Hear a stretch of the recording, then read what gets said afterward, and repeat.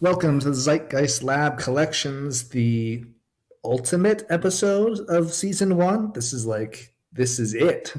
I am Alex. I am Brian. And how are we feeling tonight? I don't know if this will for sure be the last time we record, but it's the beginning of the last episode for this season. So, The beginning of the end. yes. It's like our Bleed American. Yeah. It didn't really hit me that we were recording the last episode until you mentioned it. You didn't remember this was the last one? I mean, I wasn't really thinking about it going into it. No. Yeah. Yeah, this is the end. Yeah. For now. For now, yeah. It's not the end, the end. No, this is the end of season one, but it's the end of what we know so far of the podcast. Right. We turn a new leaf after this. Yeah, so it's kind of bittersweet, you know. Okay. I never thought you would describe the end of talking about Drive-Thru Records as anything other than sweet, but okay, so final main episode. Are we high? Are we sober? Oh, we're high, man. We're Okay. high. Yeah, we got. I'm smoking on a new strain called Obama. Okay. It's called Obama. Yeah. Thanks, Obama. Yeah. I'm sure I'll be thanking him several times throughout this podcast. And I mean, big news. I'll just let everyone know right here at the top. That's the guest we have this week. We've got Barack Obama. He's going to be talking to us about this band, and it's going to be awesome. Yeah. His favorite band to do drone strikes too. Yeah, he was definitely listening to this album every time he launched a drone strike. Okay, well, what's going on tonight? What is happening in sunny Wisconsin? It's not so sunny tonight. Well, it's night, yeah. Yeah, it's night, but it hasn't really been sunny lately. It's been pretty cloudy. We've been getting a lot of rain that's needed. No springtime weather yet? Not quite, man. I've been looking at it too, and it's not looking good. All right. Well, I mean, what do we? But I've been doing good. I got a job now. Nice. Congratulations on that. Did you tell them about the Fentuzler in your interview? Oh yeah, it's the first thing I mentioned. I would figure. I mean, they said, okay, so it's on my resume. It's on your resume. Yeah, it's on the cover. Yeah, it's my cover letter. Is it listed as a job or like a special skill? It's listed as a special skill. All right. Well, sick. Yeah. Fentuzler and Fentuzler accessories. Oh, Fentuzler accessories. Is that just a face mask? I mean, that's probably a big accessory for the pandemic. Yeah, it's the balaclava and a beanie, right? Yeah. What else would a Fentuzler action figure have? Oh, I don't know. You should do Fentuzler merch. I thought about it, but I don't really know how to do anything like that. I mean, you've got a record label. Surely you can do merch now. Yeah. I don't know how many people would buy Fentuzler merch. I mean, there's only one way to find out. You just need to find a deal where you don't pay unless someone actually buys something. You know, nothing gets made until it orders placed. It feels like such a hassle to like make merch, like just like a sticker or like a button, and then have to mail it out. Yeah, I mean, you'd make your paintings, and that sounds harder to me because I can't paint. But right, yeah, I don't know. Maybe someday Fentuzler merch. What about podcast merch? What could we do? Podcast merch. I don't know. First, we could get people that are willing to pay us more than $3 a month, or any dollars a month. Might be a good start. That's true. Yeah. Except for Mark. Mark, if you're listening, tell us what merch you would buy from our pod, and we'll think about it. Yeah, I think good pod merch would be like a lighter. Okay, so you want it to be merchandise that I would have zero use for. How am I supposed to sell something that I myself would never want to use? I guess maybe I'd light a campfire or something. Yeah. It's not like lighters are used just for smoking. Well, I know, but like I mean, I've got a grill. I suppose that's the only time I use a lighter is when I light my grill. Well, there you go. Light it with this Zeitgeist Lab podcast lighter. Okay, all right. Well, I think you should get that made. I would buy one. Hang it above my bed. There you go. Yeah, in case intruders come in. Okay. Do we have anything really to talk about? There's going to be so much to talk about later. But later. What about listener mail? I saw you put out a call for that. Did we get anything? We didn't get anything. We just confused one person who thought this was a call-in episode. Yeah, it should be. That would be great if we took live calls, like we were Larry King or something. Yeah, I like that. That's your go-to. That's like I think he's the standard bearer for call-in shows. Yeah, I grew up listening to sports talk radio with my dad. So. Oh, really? Okay. My mind goes to like Jim Rome and those kind of people. I was never big into any sort of talk radio, sports or otherwise, but I definitely watched Sports Center every day growing up. But that's not really like a call-in show. No. All right. Well, should we just get into it then? Let's just get into it. Yeah. Okay. All right. Let's do this thing. So first of all, we're going to check in with Marsden, who is here to talk to us about the cover for the final album we'll be talking about, which is The Art of Disappointment by Benjamins. Okay, welcome back to the pod. For the last time, this collection anyway, is Marsden Ash. Marsden, thank you for joining us one final time here. It's my pleasure. I hope that both you guys are doing well. And I did want to say, just because this is, as you mentioned, the last time that I'm joining you guys for this particular set, that I've really appreciated you guys giving me the opportunity to do this. It's been fun chatting with you guys and getting to know both of you guys a little bit better. And I think beyond that, also just kind of a fun exploration for me, being that this is a record label that I was not extremely familiar with. It's been fun, both from a perspective of kind of testing my ability to guess what something's going to sound like based on the cover art. I mean, it's a great idea in and of itself, but also aside from that, just kind of like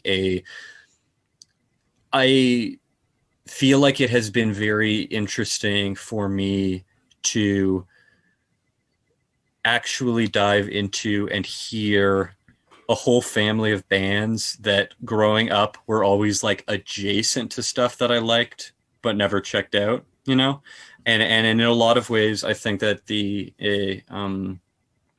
process of doing this has like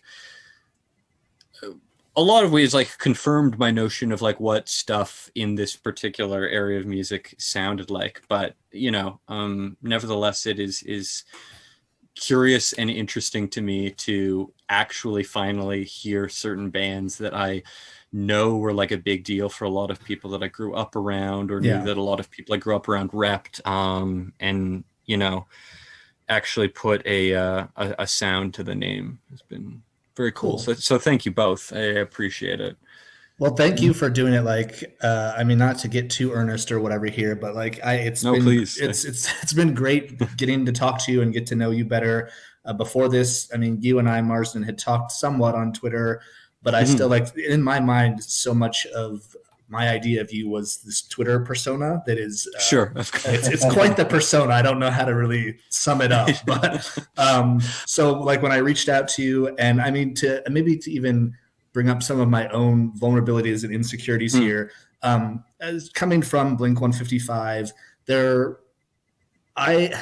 I think I have like a lot of insecurity issues. So I've never gone back and listened to specific exclusives from that particular pod with other people in the nation, because I was just like, I'd get jealous, like, oh, what does this person have that like why? And not that I have anything to offer really anyone on that pod, but it's like a fucked up insecurity that I've always tried to deal with.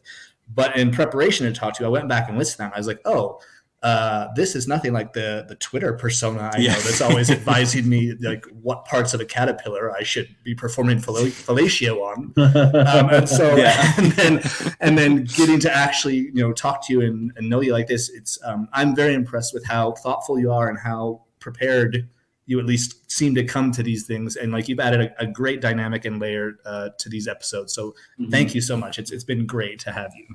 That is all genuinely so kind of you to say, Alex. I really appreciate that, and for what it's worth, I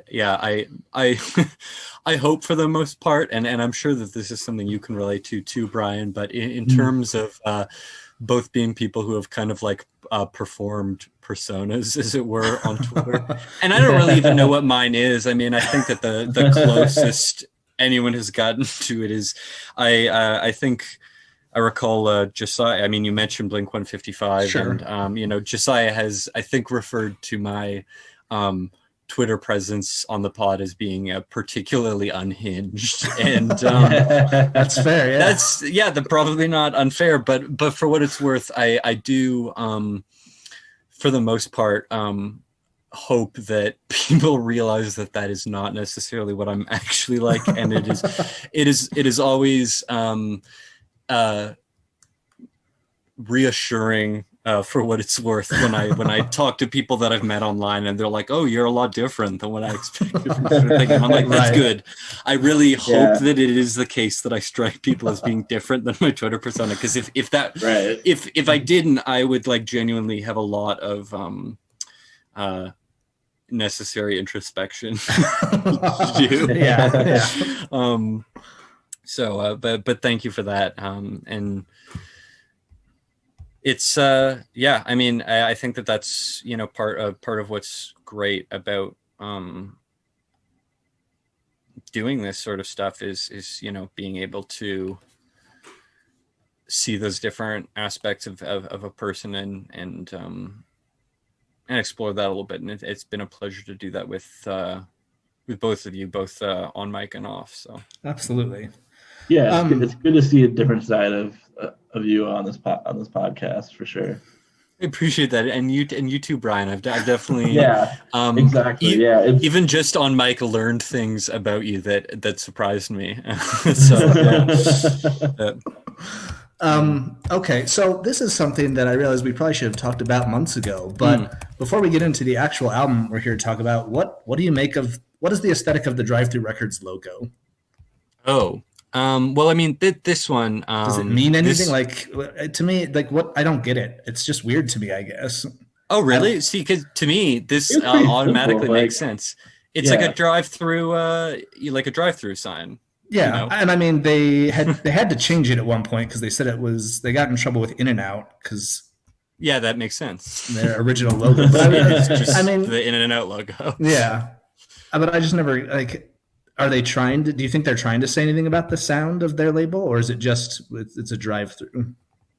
I have no idea about that. I mean, maybe that's based on aesthetic, at least. I cannot necessarily say. I'm sure that maybe you guys, knowing the history of the record label, know a little bit more about like why they picked the name for the record label. Maybe I actually don't. That's a good question. I've never found anything specifically on how they came up with that name. Sometimes it can be really hard to find that kind, especially because I suspect, is with like a lot of things subcultural, it often seems to be the case that the names of things sometimes originate in stupid jokes, and then they don't want to explain why the name was picked because later on people maybe like think it's cooler than it is. If you really, Yeah. Fair enough. But yeah, I mean, like it's a decent looking logo for a record label, and for what it's worth, it firstly, it seems to fit with the sound of the label, and I can't really put my finger on why, but it seems to. And beyond that, it also just fits with the name of the record label. Like it makes sense. Yeah, like the bright colors kind of signify pop punk. Definitely, yeah. And even that like kind of like fast food connection with pop punk. Yeah, exactly. Yeah. There. I mean, and maybe even that's kind of the naming convention or something. There's definitely something very pop punk about like not just like going for burgers and getting fast food and stuff with your friends, but specifically the versions of that like feel kind of old timey. Because there's definitely always been a little bit of the like, even just like how many pop punk bands have a music video that is basically like a riff on people going to the like Happy Days malt shop type of vibe, you know? Right. Like I feel like so many pop punk bands have done that. Blink-182 have done like several versions of that. Yeah. So, there's definitely like, I don't know, something about the kind of like collection of like fast food, baseball, old drive-in movies, bowling shirts, and bowling alleys, also for what that's worth. Like all of those things kind of exist within like a collective aesthetic space that is Americana, but also is pop punk aesthetics. So. Yeah. Is pop punk about nostalgia? I definitely think I don't know. I don't know if I could say that holistically, but I definitely think that that's a huge part of it. Okay. Especially a kind of like weird proto nostalgia. I think that in the way that the genre is very like youth directed, that especially the idea of like being nostalgic for things that predate your existence is like a big part of being a teenager in a lot of ways. And I think that like mixing that with a kind of like tongue-in-cheek appropriation of like teen aesthetics from old movies and stuff, both like actual 50s and 60s things and then like 80s teen movies that still have those 50s and 60s vibes just because it was the Reagan era. Like I don't know, I think all of that kind of contributes to those aesthetics and the nostalgia associated with them being a big part of pop punk for sure. Yeah. And also the way that pop punk acts as a kind of foil for the attitude of punk proper being very much about like burn down everything that came before, like fuck tradition, fuck classicism, like all of that stuff has to go. Here's this new thing, which of course is like not particularly relevant now that punk is a like 50-year-old genre of music, but that's clearly like a part of the ethos behind it. And I think that in a lot of ways pop punk existed as a counter to that, in the sense that it was not just like taking itself less seriously or presenting itself less seriously in terms of politics and stuff, but that along with embracing the lighter side of things, there was also a maybe more friendly attitude towards the past and nostalgia than exhibited in punk music as a whole. Yeah. Okay. Yeah. Well, on to this final album we're talking about. We've got the cover here. It's called "The Art of Disappointment" by the band. I thought they were called the Benjamins, but on the label or on the cover here, they're just labeled as Benjamins. So yeah, I mean, Marsden, do you want to describe it and then maybe give us your first thoughts on it? Yeah, for sure. So it's a young woman in a purple turtleneck, kind of a plum color, looks like a black coat, tights, leather boots, and she's squatting in front of a car which has its headlights turned on. She has kind of her hands very loosely clasped in front of her knees, and then in a font that I really do not like, it says the name Benjamins in white, and then in kind of a pale blue that's close to the color of the car, it says "The Art of Disappointment." Mm-hmm. Yeah, I do not like this font. I do not like that it does not have I don't know what that font is called, but I do not like that there are not dots over the eyes. I do not like that it is very directional, in that the like crossing of letters is very much just on one side of the letters. Like the T cross isn't a cross; it just sticks out in a way that makes it look kind of like an F. But the main thing that is upsetting to me about it, and this is very much me, this is not the font's fault.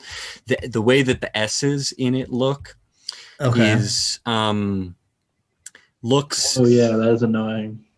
Yeah, well, specifically, it's annoying to me because it looks kind of the way that a certain alternate Latin character that makes like a sh sound is sometimes written based on a like on older from an older version of the English alphabet. You sometimes have a sh sound Okay. indicated with like this kind of stretched out version of the S. Okay. So I do not like that when I look at it, my brain is like Benjamin sh. Okay. And even though I know again that's just me and that's in my head, I'm like it has made this font disagreeable for me. And also the R is not the R symbol, but the symbol for a like a tap sound, like when we say butter in English, the middle. Okay. We don't say butter, we say butter. Yeah. The like the sound. Yeah. That's the symbol that you use for that sound. So again, like little. Yeah, like the sound that is Little. between like a T and an R. Yeah. Yeah. At least in a lot of different linguistic alphabets for phonetic spelling, including I think in the International Phonetic Alphabet, that is the symbol that is used for like a tap. Yeah. Okay. And then I brought up this other page just to put it into context that because you can't tell this on the PowerPoint presentation, but the album actually has like this white frame around the actual picture for whatever that's worth. I just wanted to make sure you saw that it's interesting. Not yeah, just no, the picture. I appreciate you mentioning that because I would not have gathered that from the PowerPoint. Yeah. Yeah, all things considered, I really don't know how I feel about this album cover. I think like if it were a photograph just on its own, I would like it. But as a whole, I don't think that I do. Even aside from my obvious distaste for the font, something about the framing of it really bothers me. Like I don't like that the top of her head is cut off. The hood of the car on either side touches the edges of the photograph. And I mean, maybe that is done deliberately to create a sense of like closeness or even a claustrophobic feel in the image cover. But if that was their intent, I think that rather than that coming across, it just looks like a kind of amateurishly taken photograph. Okay. Which like it's one thing to have some like cute amateur photos taken by the band and and their friends and crew and stuff in like the liner notes, but having it as the album cover, it just I don't know, to me it looks very like this is the cover of my like demo CD that I printed out on CDR and like I printed these out on my inkjet at home, kind of like I made this by myself and I don't have Photoshop, so I used the like free version that comes on Windows, kind of like it's like Microsoft. It's just Paint. like not, yeah. It's not good like design principles being exercised here. I don't think. Okay, so what do you make of the title, "The Art of Disappointment," and does this cover, like this photo, fit with the title? Well, yeah, they've certainly made an art out of disappointing me. Okay. I do not. But outside of that, I mean, I don't know. I don't know if this woman doesn't really look disappointed to me. And I'm not really sure what the context of her squatting in front of this car is. Right. Yeah, I mean, I'm disappointed with the aesthetics of it, but outside of that, I'm not sure what to make of it. I always thought it was an interesting title, like "The Art of Disappointment." Like, is it like I can make disappointing someone, I can turn that into an art, or the way that I get disappointed is an art? Like I always wondered like what perspective is the art like facing? I didn't really consider that in terms of the actual phrasing of it. That's a good point. Either way, it rings very like I don't know. Rings very like Bukowski-ish or something to me. There's something about that whole kind of like self-deprecating, like, I make an art out of being a sad sack piece of shit kind of vibe that I get from it. So I'm gonna have to play the ignorance card here. Did you say Bukowski? Who's that? Charles Bukowski. Bukowski, yeah, Charles Bukowski. For what it's worth, I feel like there's probably a lot of people who would give you a hard time for not being familiar with him. But I would say that it's probably a blessing that you're not. I think that while there is a lot, he definitely offers some like literary merit. He was talented, and I think that it would be unfair to say anything other than that he had like a profound influence on American modern and postmodern literature. But that all being said, I think that like most of the Beat generation of writers, it's hard from a modern lens to see much in his writing other than like him romanticizing the idea that he was just like an awful human who treated women really, really, really badly. It's very much kind of like, I don't know, that certain era of like pre-rock and roll, but same sort of problems of being like, I'm just such a like romantic piece of shit that uses women, and I'm such a drunk, and like I'm always stealing money from my friends and sleeping on their couches, and everybody hates me, but it's so romantic and cool. But you're reading it and you're kind of like, this isn't cool. Like you're just bad to the people around you and like ruining people, and you suck.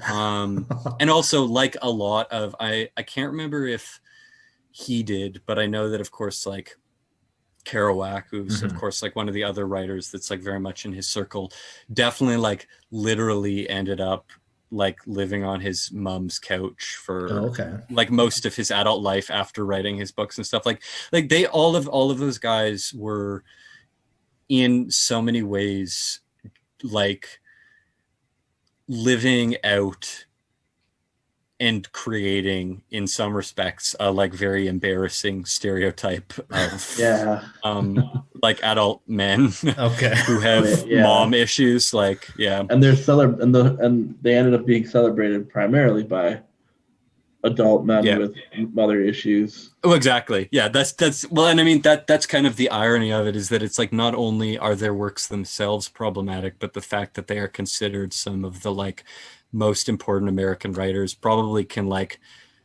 tell us a lot in terms of like what kind of viewpoints are advantaged in the modern world. Sure. Because again, like I say, it's like I understand that if someone first read those books long before a lot of discourses that are going on nowadays were happening, that they might have received them very differently. But in terms of it being a blessing that you haven't encountered them, if you were to go like read some Bukowski right now, I feel like it would be, even if someone isn't like super into, like progressive or feminist rhetoric, it would be hard to read his stuff from a modern lens and not be like, this dude is a piece of shit. Like, what the fuck?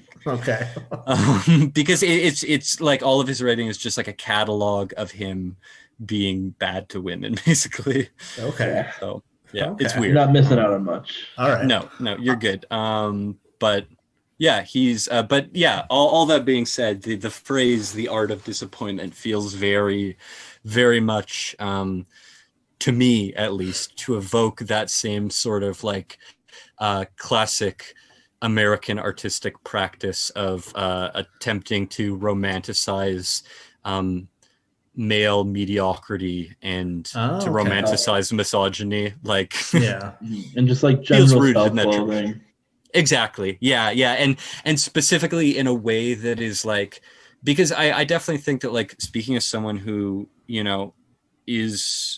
deals with a mental illness and who deals often with like insecurity and self-loathing, there's absolutely a place for like expressing those things in art. And I don't want to invalidate that, but there is also definitely a certain strain of art that has like so much made that their bread and butter Mhm. that it doesn't even feel like they're actually expressing an insecurity, but it's not feeling authentic.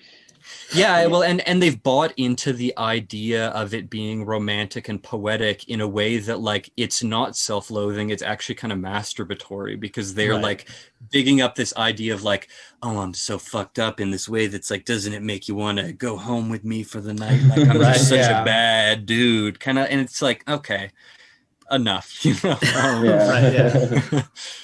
Well, it's Um, almost like people like that. It's like you said, there can be places for expressing those sorts of things in art and Mhm. even outside of art, if it can be therapeutic or if it opens a Yeah. discussion or a discourse. But I feel like a lot of people just put it out there to shine the spotlight back on them, like pity me, take pity on me, Exactly. please.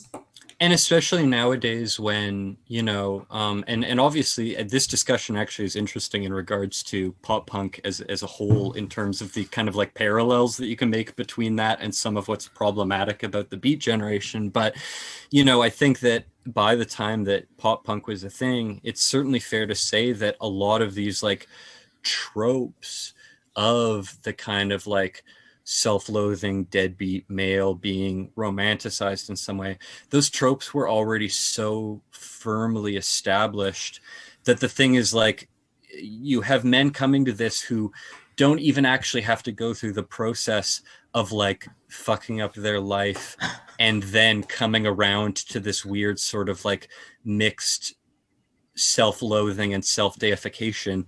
They jump straight to that second step because Right. they're growing up on this stuff, and before they're even old enough to like have made any of these mistakes, they're like, damn, it'll be so cool to be a like brooding alcoholic like ladies man when I'm an adult, and I really want to use and abuse women too, and like Right.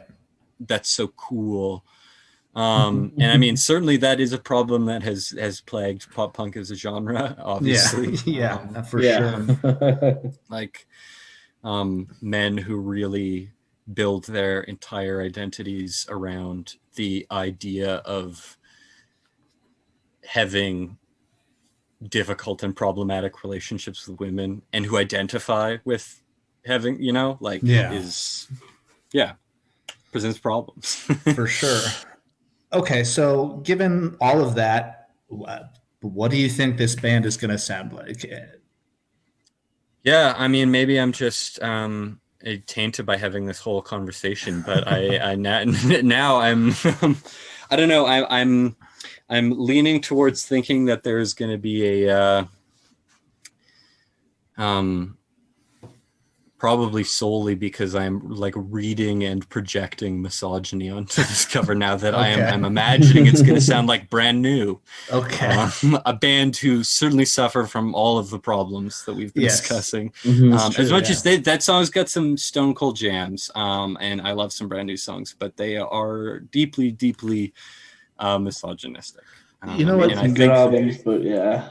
What I think is really interesting, I'd have to go back and listen for sure, but I think without fail, every single guest who's appeared on this season has brought up Brand New at some point in the discussion. really, Apropos of nothing, because I never really listened to them, but somehow they're always like, oh yeah, Brand New, and it's always that, yeah, great music, but like there's always the caveat, which is understandable. But I think it's so interesting that a lot of the people who come on to talk about this label also have some sort of take on Brand you know, New. it's interesting. It's almost as if people who grew up being into punk and pop punk have some sort of internalized baggage and demons regarding misogyny that they need to try to exercise. Interesting. By presenting critical viewpoints in a public forum. I mean, I don't know if that's what's happening, but Right. It's just a theory. it could. Yeah, who knows? It's possible that there are a lot of men who like this kind of music who are trying to work some things out. I'll have to think deeper about that. Yeah. Okay. All right. Well, so you think it's going to sound like Brand New. This is the song Sophia on the Stereo by the Benjamins from The Art of Disappointment. Hit it.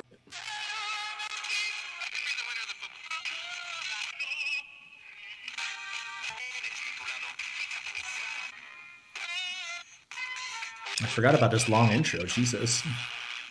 I was just about to make a joke that I'd be very shocked if the whole song sounded like that. To the stereo, playing a song I know we both like. It sounds like lazy summer Sundays. It sounds like something that we both like. Rise and shine to California, singing a song I know we both like. It sounds like. I wouldn't say that I was bang on, but I don't think I was far off either. Okay. No, the vocals are pretty similar. Yeah, and Unlike well, and the early something about stuff. the way that the guitar has a kind of groove is the wrong word, but a sort of like lurching or looping aspect to it that like makes me think very much of like Brand New and Taking Back Sunday type of guitar riffs. Okay. That to me have that same kind of sonic quality. The vocals, like you say, Brian, there's definitely a relationship there, but they also sound very and All American Rejects do this too, but they sound like they're doing the voice that people do when they're like making fun of Philadelphia accents. Is like the register that this sings in to me. Yeah.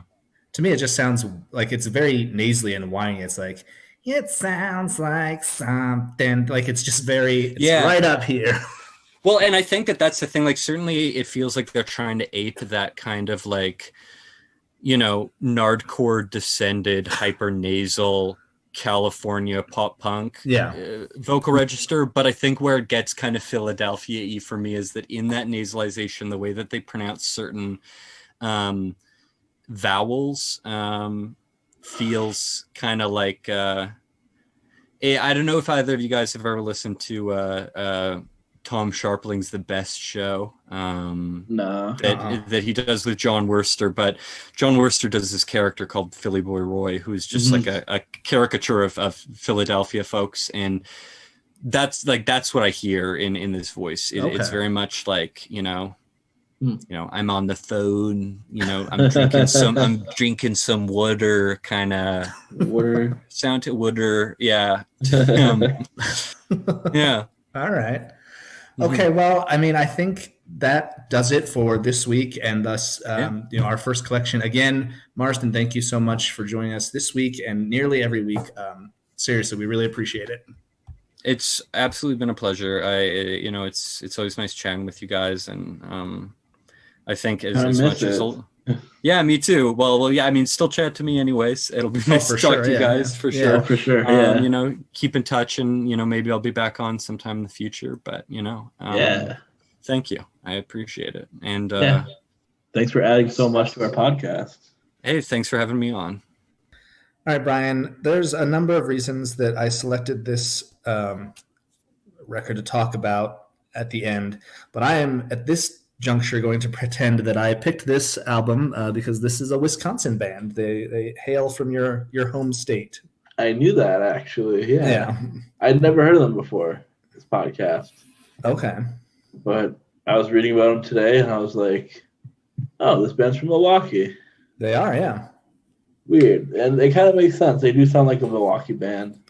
Okay, so tell me what is a like? I mean, what does a Milwaukee band sound like? That's actually hard. Yeah, I should have said that. That's kind of hard to describe. Is that a real thing, or to me, just like I heard it and I was like, oh yeah, that does kind of sound like a Milwaukee band, sort of like in a negative way. So I sort of rolled my eyes like, oh yeah, that makes sense. Okay, so.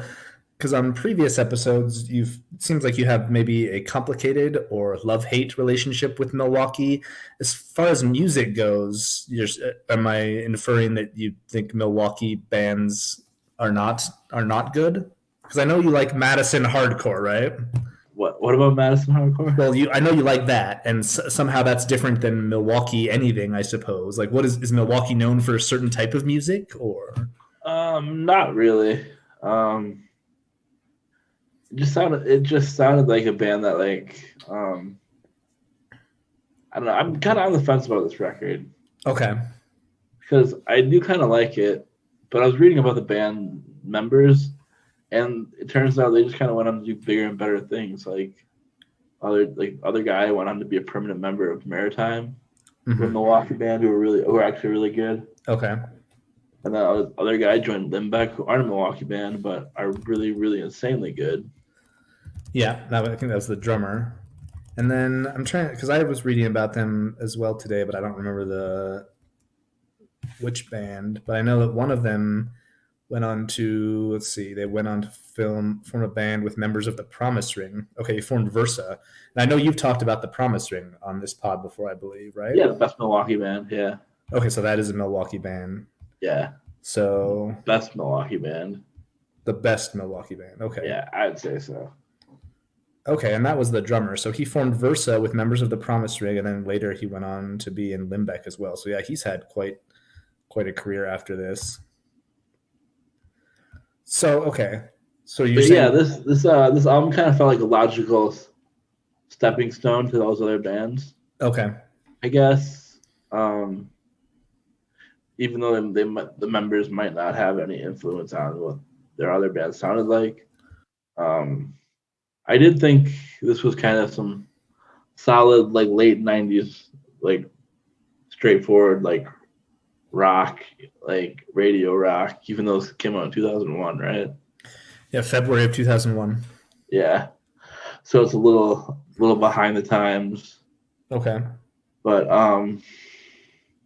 overall, it was really inoffensive. It didn't offend my ears. It didn't make me want to turn it off halfway through. So it's not the worst thing we've had to endure this season. Oh, for sure, yeah.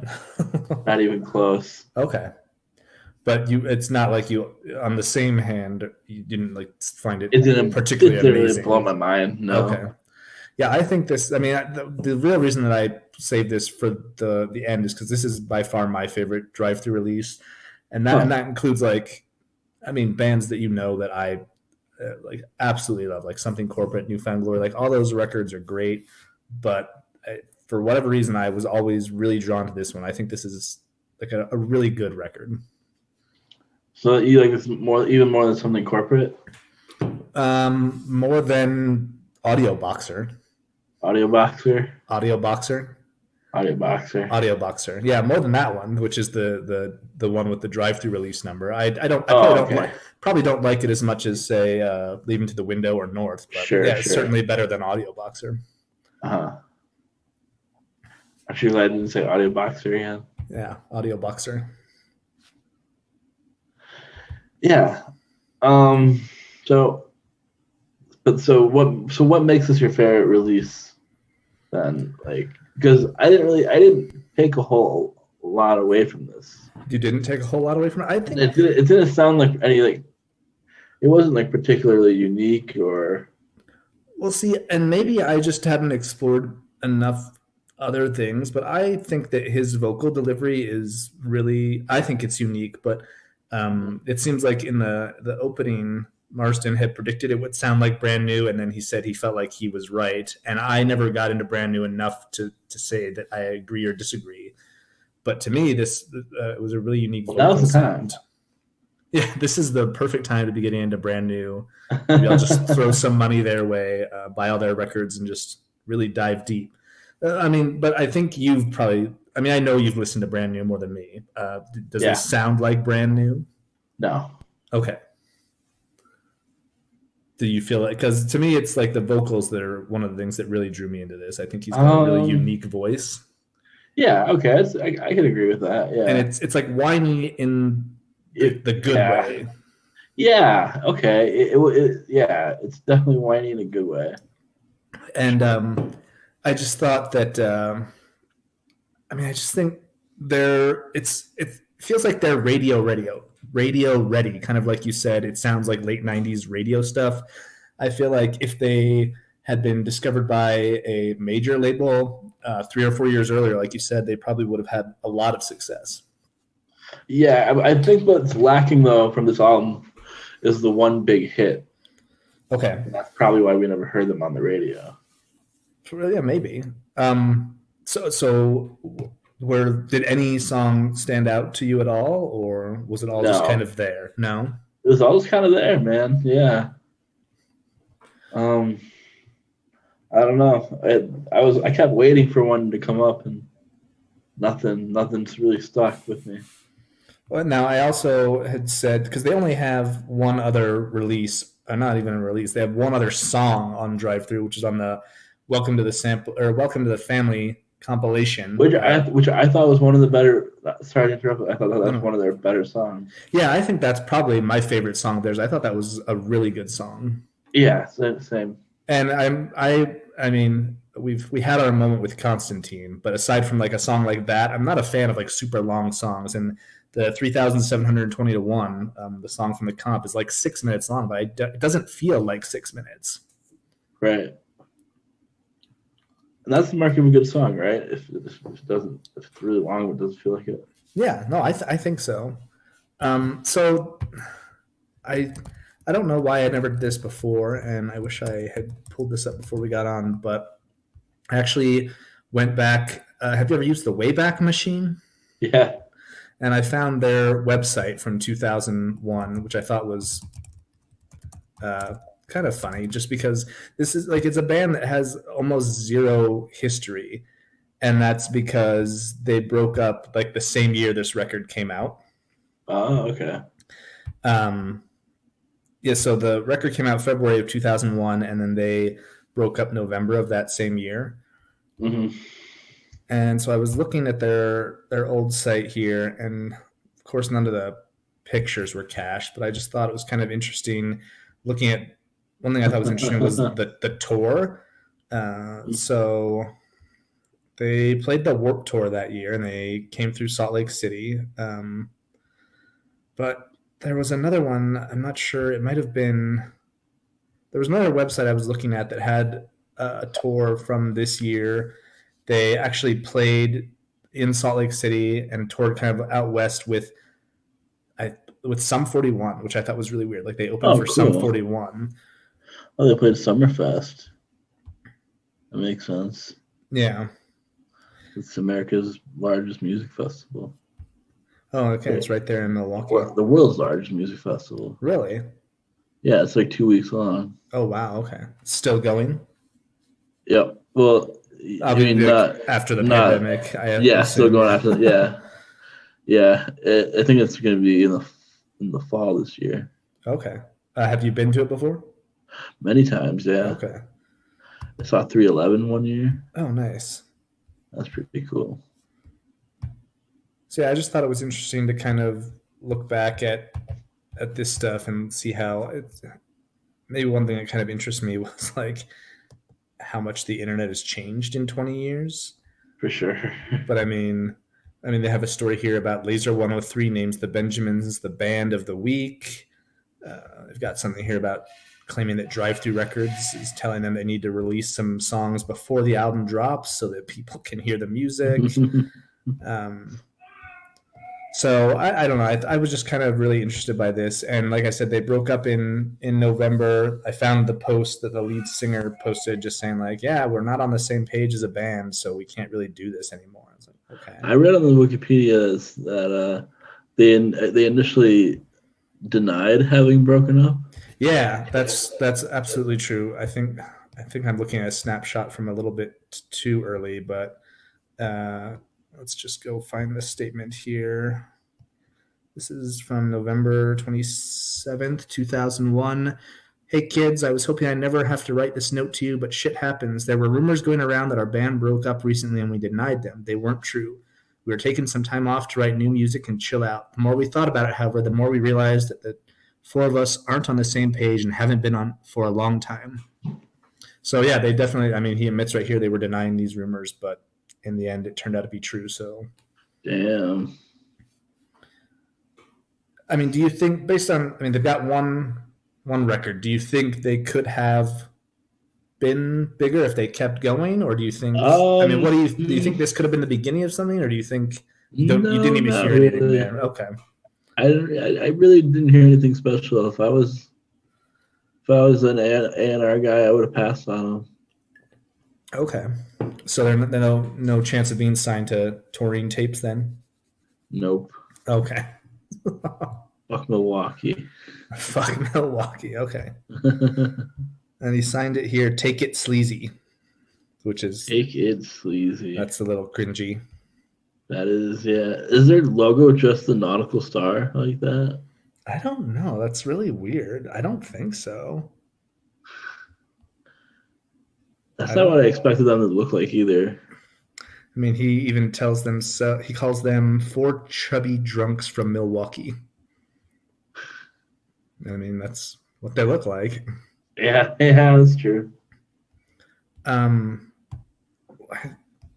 feel like I read one review of the album saying that it was that Weezer fans would be happy about it. Like, I forget what publication that was in, but they got like Weezer vibes from it. So maybe that's why I like it. Maybe that's why you don't. I mean, do you hear Weezer in this? A little bit if I squinted hard enough, maybe. Okay. Yeah.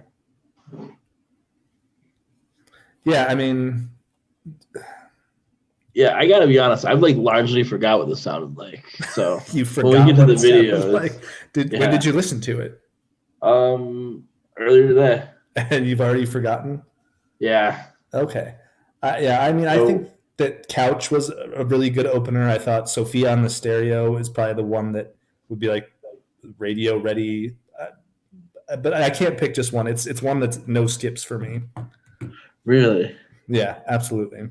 Wow. We're ending the season with a classic dividing opinion. I like it. Yeah, and this was one because I mean I've told the story 1,000 times about how I started collecting the records, but this was one I got before I got into that. Like, I had picked up Leaving Through the Window and New Found Glory's self-titled album, and I was like, okay, I like drive-through bands, perfect.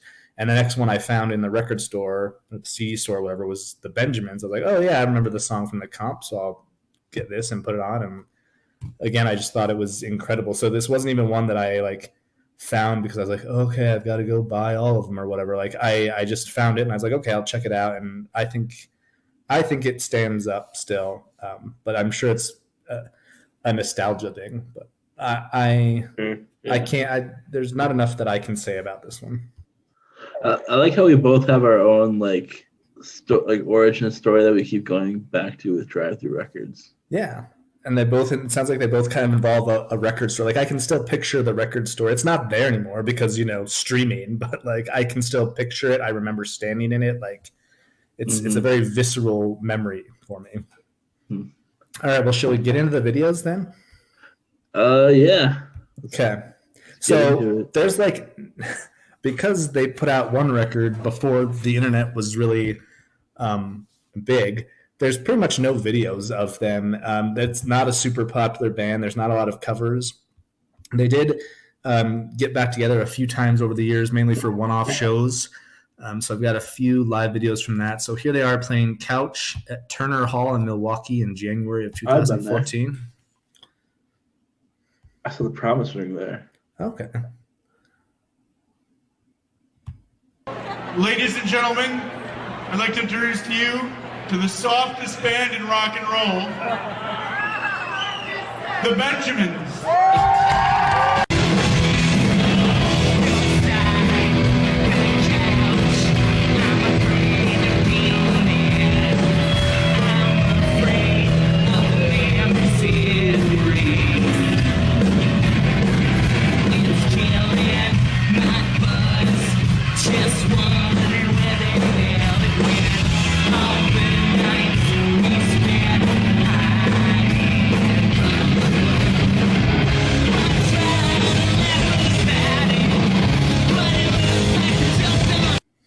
They look really old.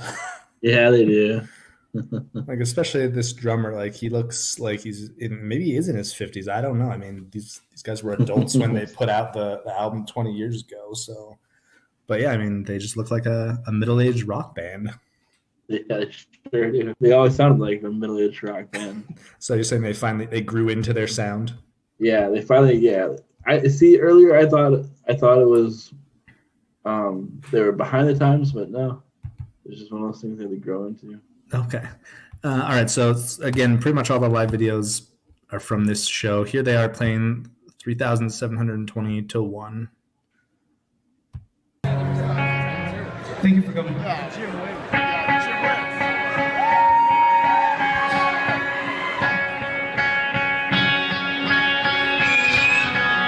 This is the same show. Yeah.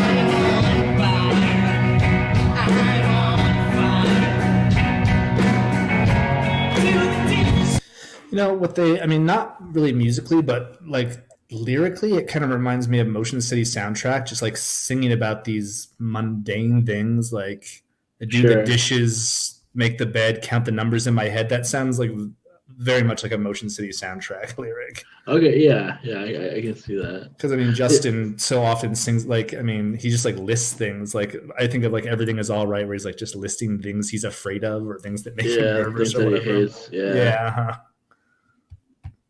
They sound like an opening band. Well, I'm sure they always were. Yeah. They're like this is like the ultimate opening band. The ultimate opening band. Yeah. Okay, this is the same show from a different angle. This is them playing Wonderful, Turner Hall, Milwaukee, Wisconsin, January 2014.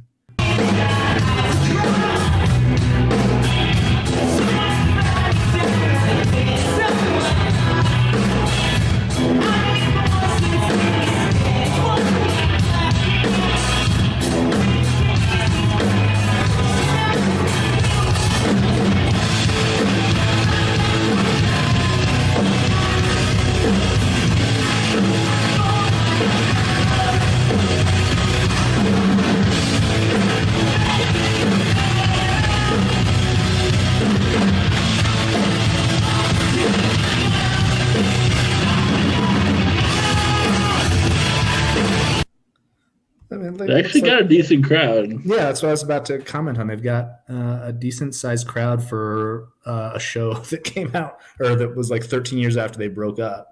Mm-hmm. But it's their hometown, so I would hope they could at least draw a decent number. It's not like they played like LA or something. Like Right. They'd probably play a bar if this was in Madison. Yeah, probably. Okay. Maybe I'll try to book him here. Yeah, that would be great. So this isn't really a video that I wanted to go on. I just had this video bookmarked because I thought it was a humorous title.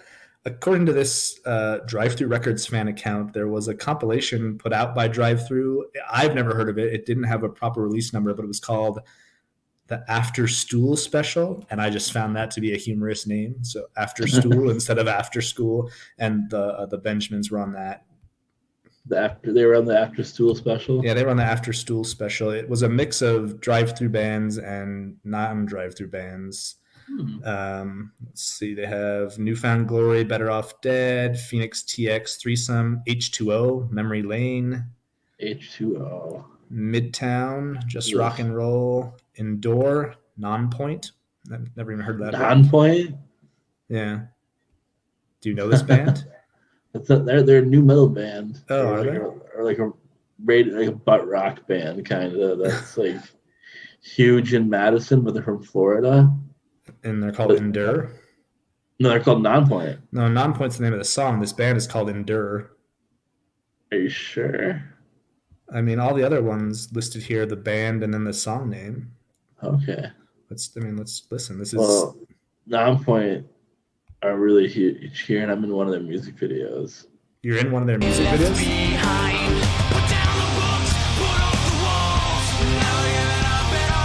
Yeah, dude, this is Nonpoint. This is Nonpoint? This is the band Nonpoint, yeah. Okay, so whoever uploaded this video just got it. They done goofed. Fuckers. Okay, well, let's stop. You're saying that you're in a music video. Yeah, they're so popular here that they shot one of their music videos here. Okay, what was the song? Can I find it? I can't remember the name of it. I think we got cut out of it. Oh, really? Yeah. Were you just like in the background, or did you have like we thought we were gonna be in the background, and then like the final shot is everyone turns around, so people in the back are now in the front. Oh, okay. And me and my friend were not non-point fans at all. We thought we went as a joke. Okay. So this was not a band that you liked then? No. Okay, but they're popular in Madison. We waited in line to be in one of the music videos because they're shooting in the video down the street from where we live. All right. Did you get paid? No. All right. I'm pretty sure we got cut out of it. Okay, let's get into covers. We are going to start with our final Nightcore from Make Believe. As always, follow him on Twitter at Make Believe Music. And he has done Sophia. Follow us on Twitter too. We don't really say that. I know. I was actually thinking that today. Follow us on Twitter. It's always in the description, but I'm sure no one reads the description. We're on Twitter at ZG Lab Pod. We're also on Patreon, patreon.com/ZG Lab Pod. I think our episode about the royal family is probably the best thing we've ever recorded. So, if for nothing else, put down your money for that one. Yeah, you just got presumably, depending on where you live, you got your Biden bucks. Yeah, and it's just $3 a month, for God's sake. Okay, so Skylar has done Sophia on the stereo for us, and this is a Nightcore version. All right.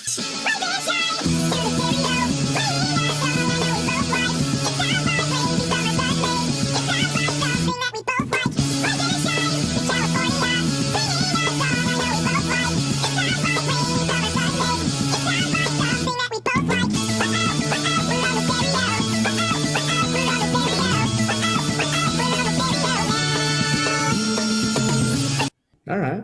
I liked it. All right. This is a band called Eminent doing a cover of the same song we just heard, Sophia on the stereo.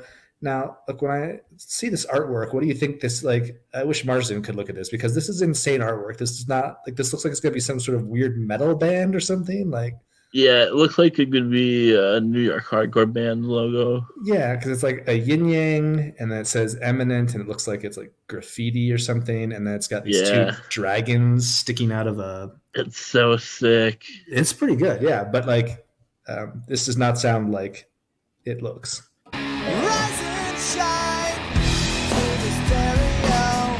So disappointing. Yeah, I was too.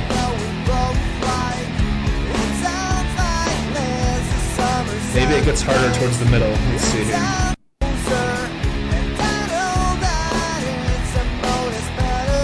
Modest? Didn't even pronounce the word modest right. It's a modest melody. Modest. So, I mean, this was like literally one of the only covers on the internet. So, I mean, thank you for providing us content, Eminent. This is from September 6, 2009. Make better music, though. Make music that sounds like your logo. Yeah, agreed. Okay, here is someone doing an acoustic cover of 3,720 to 1, which was, of course, the one from the comp. That's why I told you to listen to it, since like half of the content I found was this song.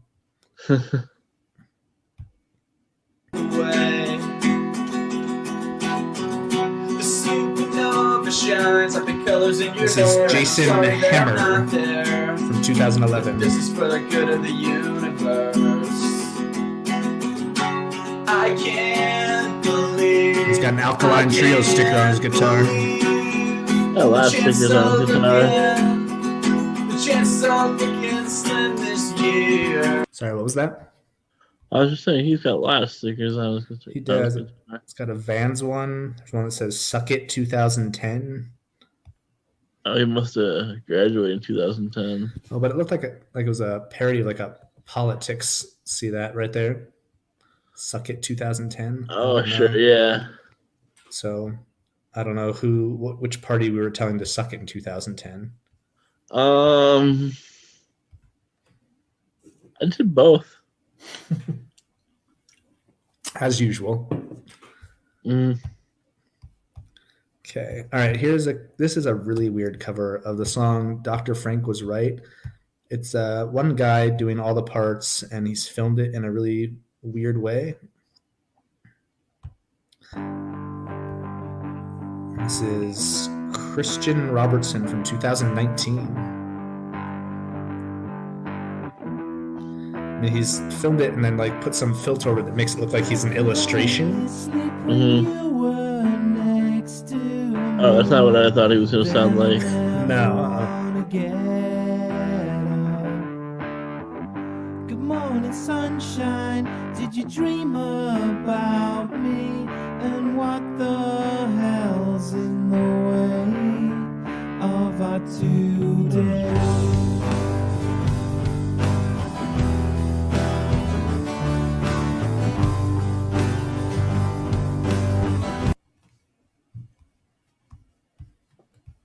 So that was that.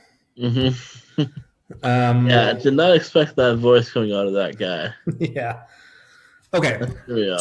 So that's like the end of the actual section that has anything to do with the Benjamins. I did find some other interesting things when I searched Art of Disappointment cover. The first one is this fourth grade little girl singing a song called "There's No Disappointment in Jesus."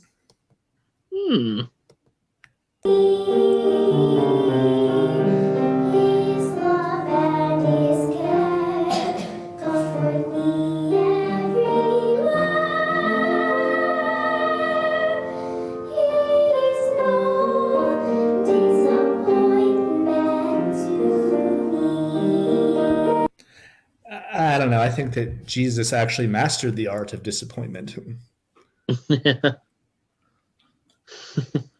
But this little girl would disagree. This is from March 2012. So I don't know why these things come up. I found a song this song is actually called Art of Disappointment by Ashley Aparicio.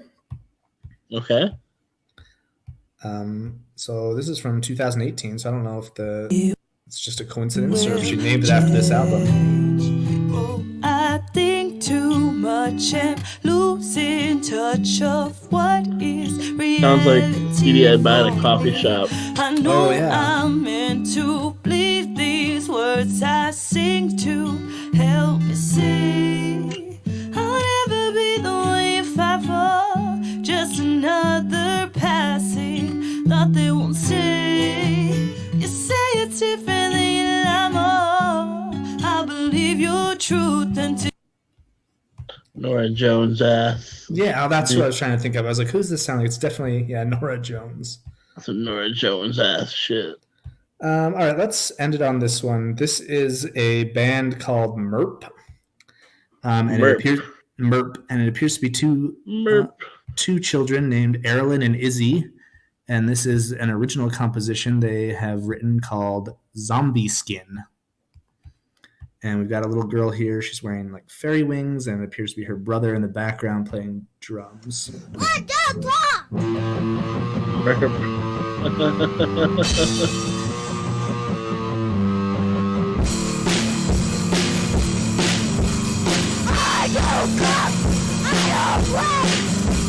Damn, this is hardcore. Right?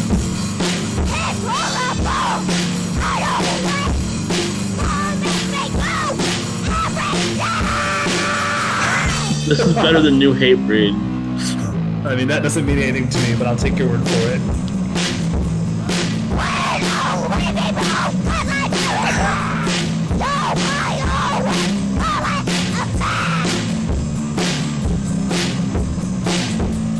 So that's Merp. Merp. I think that was badass. One of the best things we watched on this podcast. I agree. I think that's a good cover to kind of wrap up this album with. Yeah, I mean, final thoughts on this album, The Art of Disappointment by the Benjamins. I think having gone through this journey and with this album, I've grown to appreciate it. Knowing more about it and having watched videos like Merp which has nothing to do with the Benjamins. No, but I think going on this journey together made me appreciate the album a little bit more. Okay. Yeah, I mean, I still fucking think this is sick. It's, I think, the best album that Drive-Thru put out. I mean, I don't know what else to say. Okay, so now that we've gotten through our talk about The Art of Disappointment by the Benjamins, I guess that brings us to maybe the last reason that we chose this as the last episode. We had gone back and forth for a little while, Brian, about whether this should be the last one and what we wanted to include in this one. And then you kind of had this, I guess, aha moment maybe that I think it would be fitting that the last episode be called The Art of Disappointment for a specific reason. So we're going to drop in a guest spot here. And normally we don't give any sort of introduction, I guess, to our guest spots. We thought it was probably necessary for this one. So back on December 6th of 2020, Brian and I sat down. Well, we didn't sit down. We had a Zoom call with Mr. Scott Heisel, former writer for the Associated Press. Alternative Press. The Associated Press. Maybe he wrote for the Associated Press. I don't know. Never know. I don't know his complete resume. Right.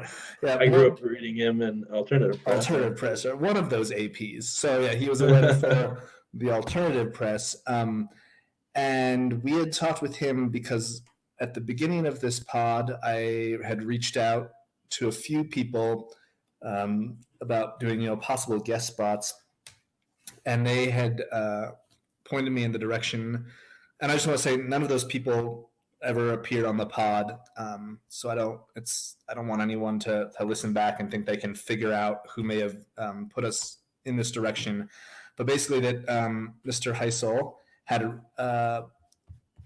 a few tweets from a number of years ago, 2017, I believe, basically calling out Richard Rains, the owner and founder of Drive-Thru Records, for some allegations from a number of years ago.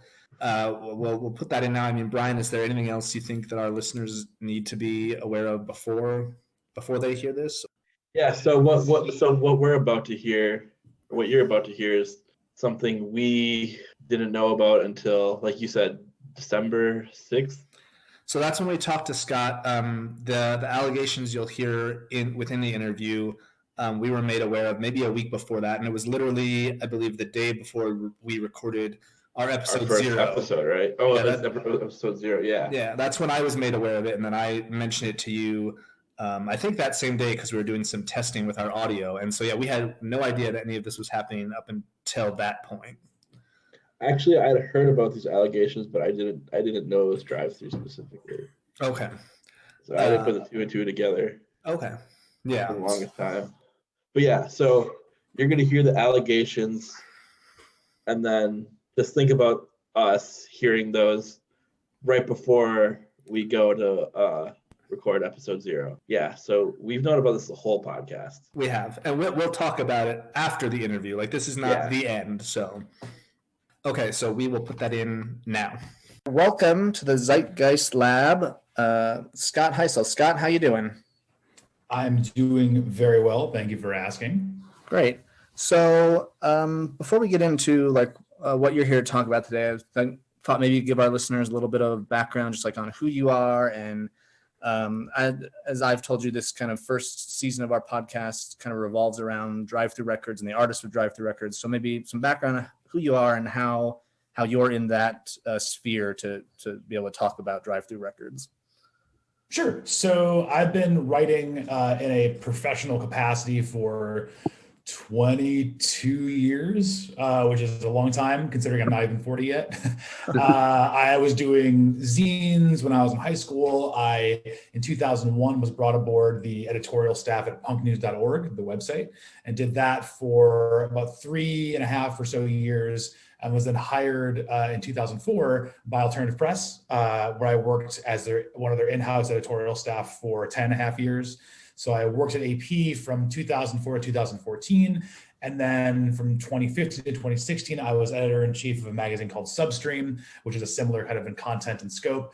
And then since then, I've been teaching music at School of Rock in Cleveland. It's where I live, in Cleveland, Ohio. So I teach voice, and I teach all sorts of different music there. So I've been kind of entrenched. And then along the way, I've been in bands and booked shows and all, did radio and all kind of stuff. So this has kind of been this scene has kind of been my life as long as I've known what my life was, I guess. So okay, cool. So what is your relationship with Drive-Thru Records? And I guess to start off with, I mean, like, what's your history with the knowing about them or their artists? Like, is it a label that you followed a lot? Did you write about them a lot? Sure, yeah. So I definitely was aware of Drive-Thru pretty early on. I remember I saw River Phoenix. Gosh, they were my first show at the Metro in Chicago. I grew up in Illinois, and the first show I ever went to at the Metro was Homegrown. Before they were on Drive-Thru, I was Homegrown, Bucko 9, and River Phoenix, and that's where I think I may have known River Phoenix before that show, but I definitely we went to the show to see River Phoenix. My friend and I did, and so that was so I knew about what Drive-Thru was doing. Later that summer, I was booking shows, and I booked a couple bands off of the early Drive-Thru days. I booked a band called Last Summer, and I booked a band called Caught Inside, who were two, and I also booked Alistair too. So those are like some of the early Drive-Thru bands. I kind of knew about what was happening back then. I had the original RX Bandits when they were the Pharmaceutical Bandits. I had like that CD, that kind of stuff. So I was there pretty much from the beginning, I think, in terms of what they were doing. Okay. I never got the Duran Duran compilation. I always wanted to buy them, but I never got that. But yeah, so I've been following them kind of ever since, and covered them pretty extensively during kind of their boom period in the early 2000s. Was threatened with a lawsuit by Richard and Stephanie, so that was fun. So yeah, we've had our history. So when did you first come to meet Richard or Stephanie? If you didn't meet them at the same time, or have you met them? I've never met either one of them personally. I've never even I maybe exchanged emails with one of them like literally 20 years ago. But I've never spoken to either one of them ever. I know what they look like, but I couldn't even, I've never even stood in the same crowd as far as I know. They've never come up to me and introduced themselves to me. So that happened a lot back then because everything was happening on computers. And so, if I'm in Illinois and they're in California, the odds of us being in the same place at the same time are pretty nil. I was just a 19-year-old kid. But yeah, so I've never, to my knowledge, ever spoken to either one of them. All right. Fair enough. The main reason I was interested in talking to you is as we kind of started getting ready to plan what we wanted to talk about for this podcast, I had reached out to some people in the industry to see if they would be interested in talking about Drive-Thru Records. And these are artists who want to go unnamed, which is fine. And one of them specifically had kind of said that, while the Drive-Thru Records and a lot of the music they put out was great, and obviously a lot of the bands you just mentioned are touchstones of what maybe the record label contributed to the pop culture at large. They said there may be some weird things going on at Drive-Thru, and maybe not the best practices in terms of, I guess, how to run a business, or maybe even people, you could even argue. And they pointed me towards a Twitter post that you had made, I believe in about November 2017. And it was essentially basically what you were saying was, why hasn't Richard been canceled yet? Because of some allegations that I guess are known by, it sounds like more than just you, but I was hoping maybe you could. Yeah, it's been it's not even a secret. That's the thing. It's been a part of his MO for literally 2 decades. And I have, when I first made that post, I didn't realize how big it was. I knew it had happened, and I knew it had happened to a lot of people I knew, but I never realized to what extent it had continued and still does to more or less this day. I still, every week or two, get new people DMing me saying this happened to me, this happened to me. It's the exact same story every time. So I first started hearing, so just to kind of talk about what that is, the story as that made the rounds back in the early 2000s. And there were a bunch of rumors about Richard and Stephanie. which were always there were always kind of weird rumors that people just spread, right? And that's what the scene did. It was a very gossipy scene. They were very good at being petty too, which I think kind of helped the rumor mill, because like they would be really petty and shitty toward people who crossed them. So they were always kind of at the front of this drama, you know, whether it was them with another band or them with another record label or whatever it was. There was always drama surrounding Drive-Thru. But the one rumor that persisted forever and ever and ever was that Richard would make musicians who were interested in signing with Drive-Thru walk on his back. And I had heard this firsthand from a number of bands that had signed to the label. I had heard from a number of bands who had met with a label and then turned them down to sign elsewhere. Bands that are very large, bands that still have careers, that have in the past gone on record about this, as well as a lot of bands who have not gone on the record about it, but it's kind of an open secret. So I've seen chat transcripts from Instant Messenger. I've seen photos that were taken surreptitiously of people in bands walking on his back. For a brief moment in time, back in 2007 or something, there was a MySpace page that was made that was like Richard's back walking page or whatever, and it was there for a brief moment in time. And so all this has been kind of this open thing for literally 2 decades, and it's a weird, it's, you know, I don't know if it's a cancelable offense. No one has ever said, I mean, no one has ever said to me, and I've had literally countless people at this point talk to me who I didn't know before this, as well as people I did know. No one has ever said to me that it was overtly sexual in nature. No one has ever said to me that there was anything beyond that, right? But that at its base level, when I look at it, it is a gross mismanagement of power. The power dynamic of a 30-something, or at this point 40-something, or he might be in his 50s now, I don't even know how old he is, telling a 17-year-old boy or a 16-year-old boy, come to my hotel room, bring you. So what he would do is he would bring bands to his hotel room if he were on the road, or to his house if they were in California. And he would, or I think New Jersey for a time period, he had a house out there too. And he would bring them in, he'd have them bring their demo or their EP or whatever it was, and he would put it on in whatever his stereo was, and then lie down on the ground and make a member of the band that was chosen ahead of time walk up and down his back for the entirety of the listening session. And he would then give notes as he was listening, like, oh, you need to make this chorus longer, or trim off this bridge, or blah, blah, blah, whatever. Like he would offer feedback as they were doing this, which, you know, if you are 16 in 2002 and you love Newfound Glory and Finch and Something Corporate, you're like, well, okay, I'll walk in some dude's back, whatever. Like he's going to possibly sign my band, you know, maybe we'll be the next whatever. So you don't realize at that age, especially if you're a 16-year-old boy, your brain is nowhere near developed at that point. You don't understand that you're being taken advantage of. You don't understand that this man is 100%, you know, preying on you, you know, taking advantage of your naivete. And so it happened time and time again. I don't know when the practice started. I can't tell you like what the first band to do it was. Okay. But I know that as of the early 2000s, it had been a part of his routine. And so there were things, like I said, catalogs that were talking about, you know, a member of the band, or it wasn't someone too heavy or too skinny.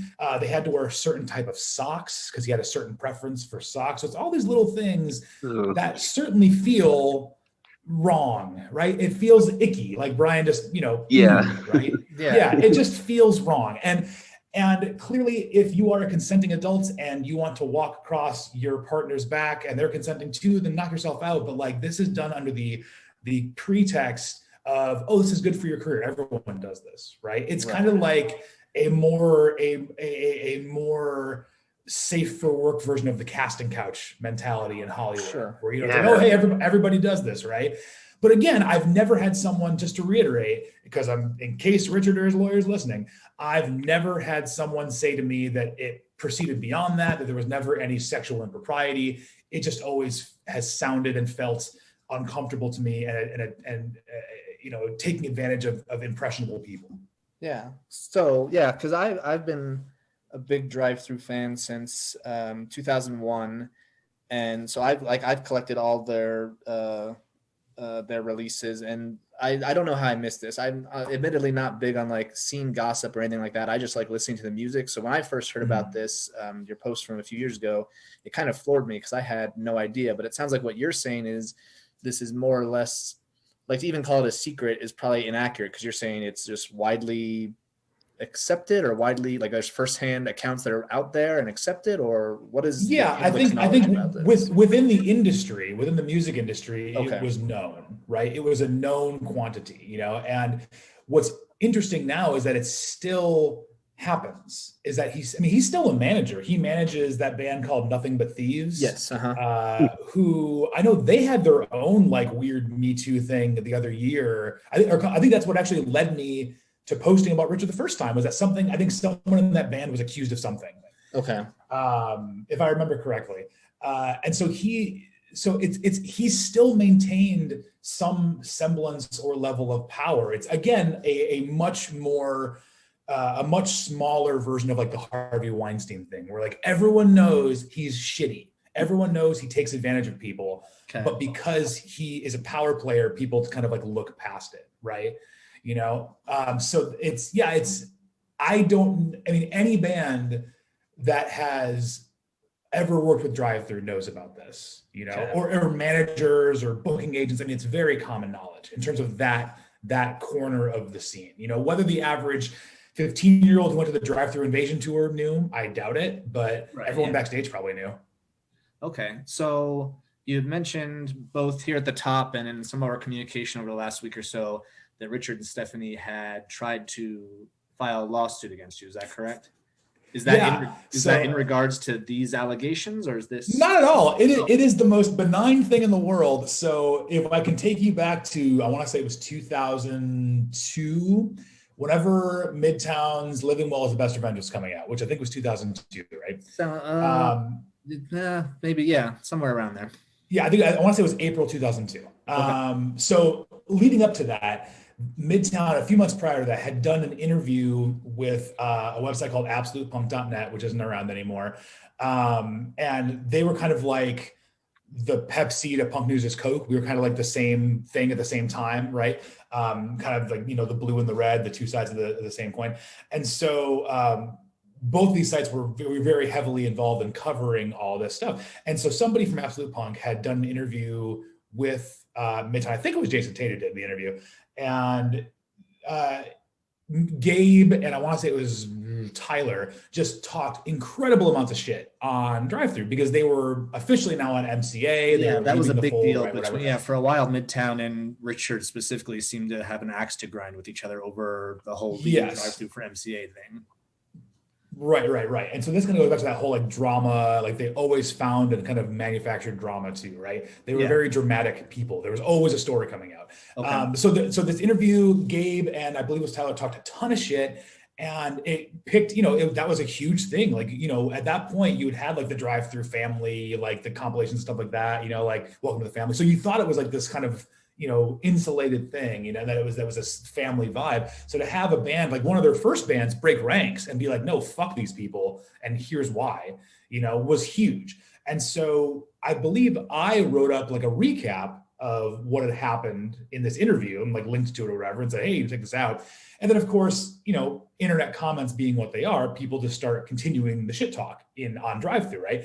And so our website, Punk News, got threatened with a lawsuit by Drive-Thru, by Richard and Stephanie for, I don't know if they said libel or whatever they said. It was some ridiculous thing. And they wanted us to like, their lawyer was like, you need to delete the comments and then turn over the IP addresses and blah, blah, blah. And we're like, no, like, fuck you.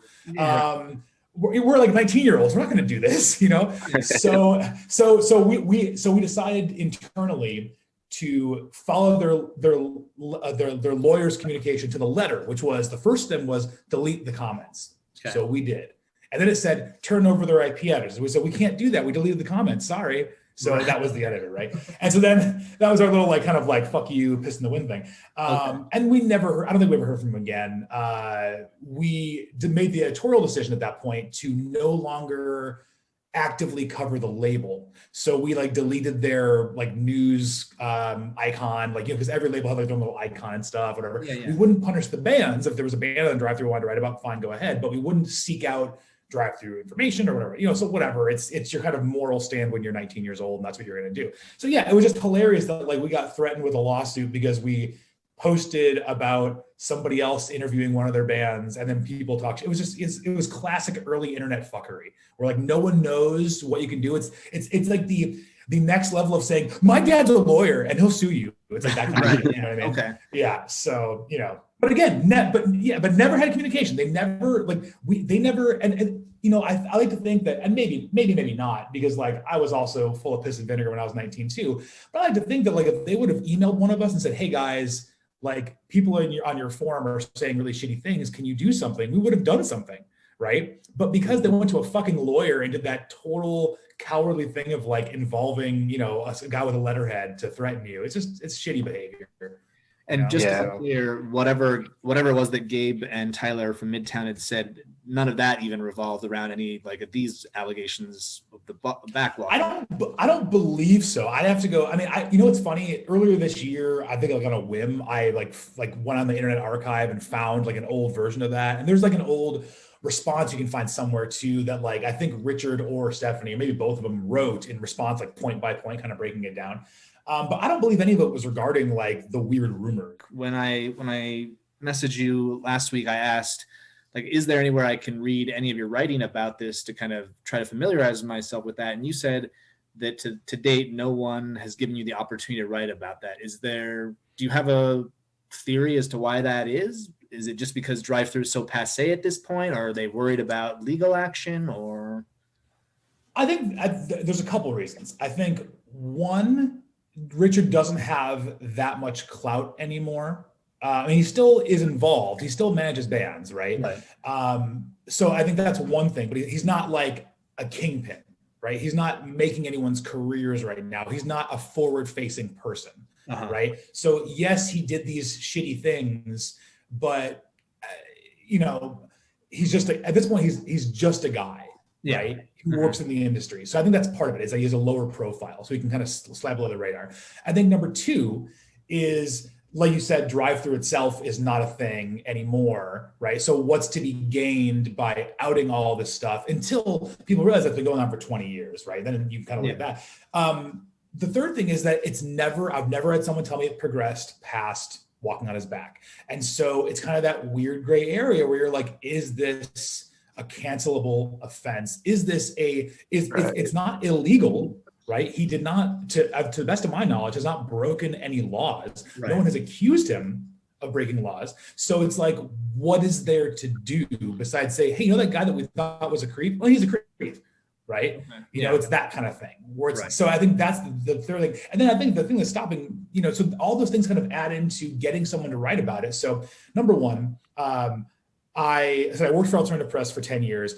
This is a story we never would have touched, right? AP recently got into hot water, I think it was last year, because they had interviewed a bunch of alleged victims of a singer of a band who had allegedly raped them, right? And you know, I don't want to get into too detail. I don't know the whole story, right? Right. Yeah. But there was a singer there's a very popular singer of a very popular band who had allegedly sexually assaulted and/or raped a number of women. And AP investigated the story, took all these women's statements, and then killed the story.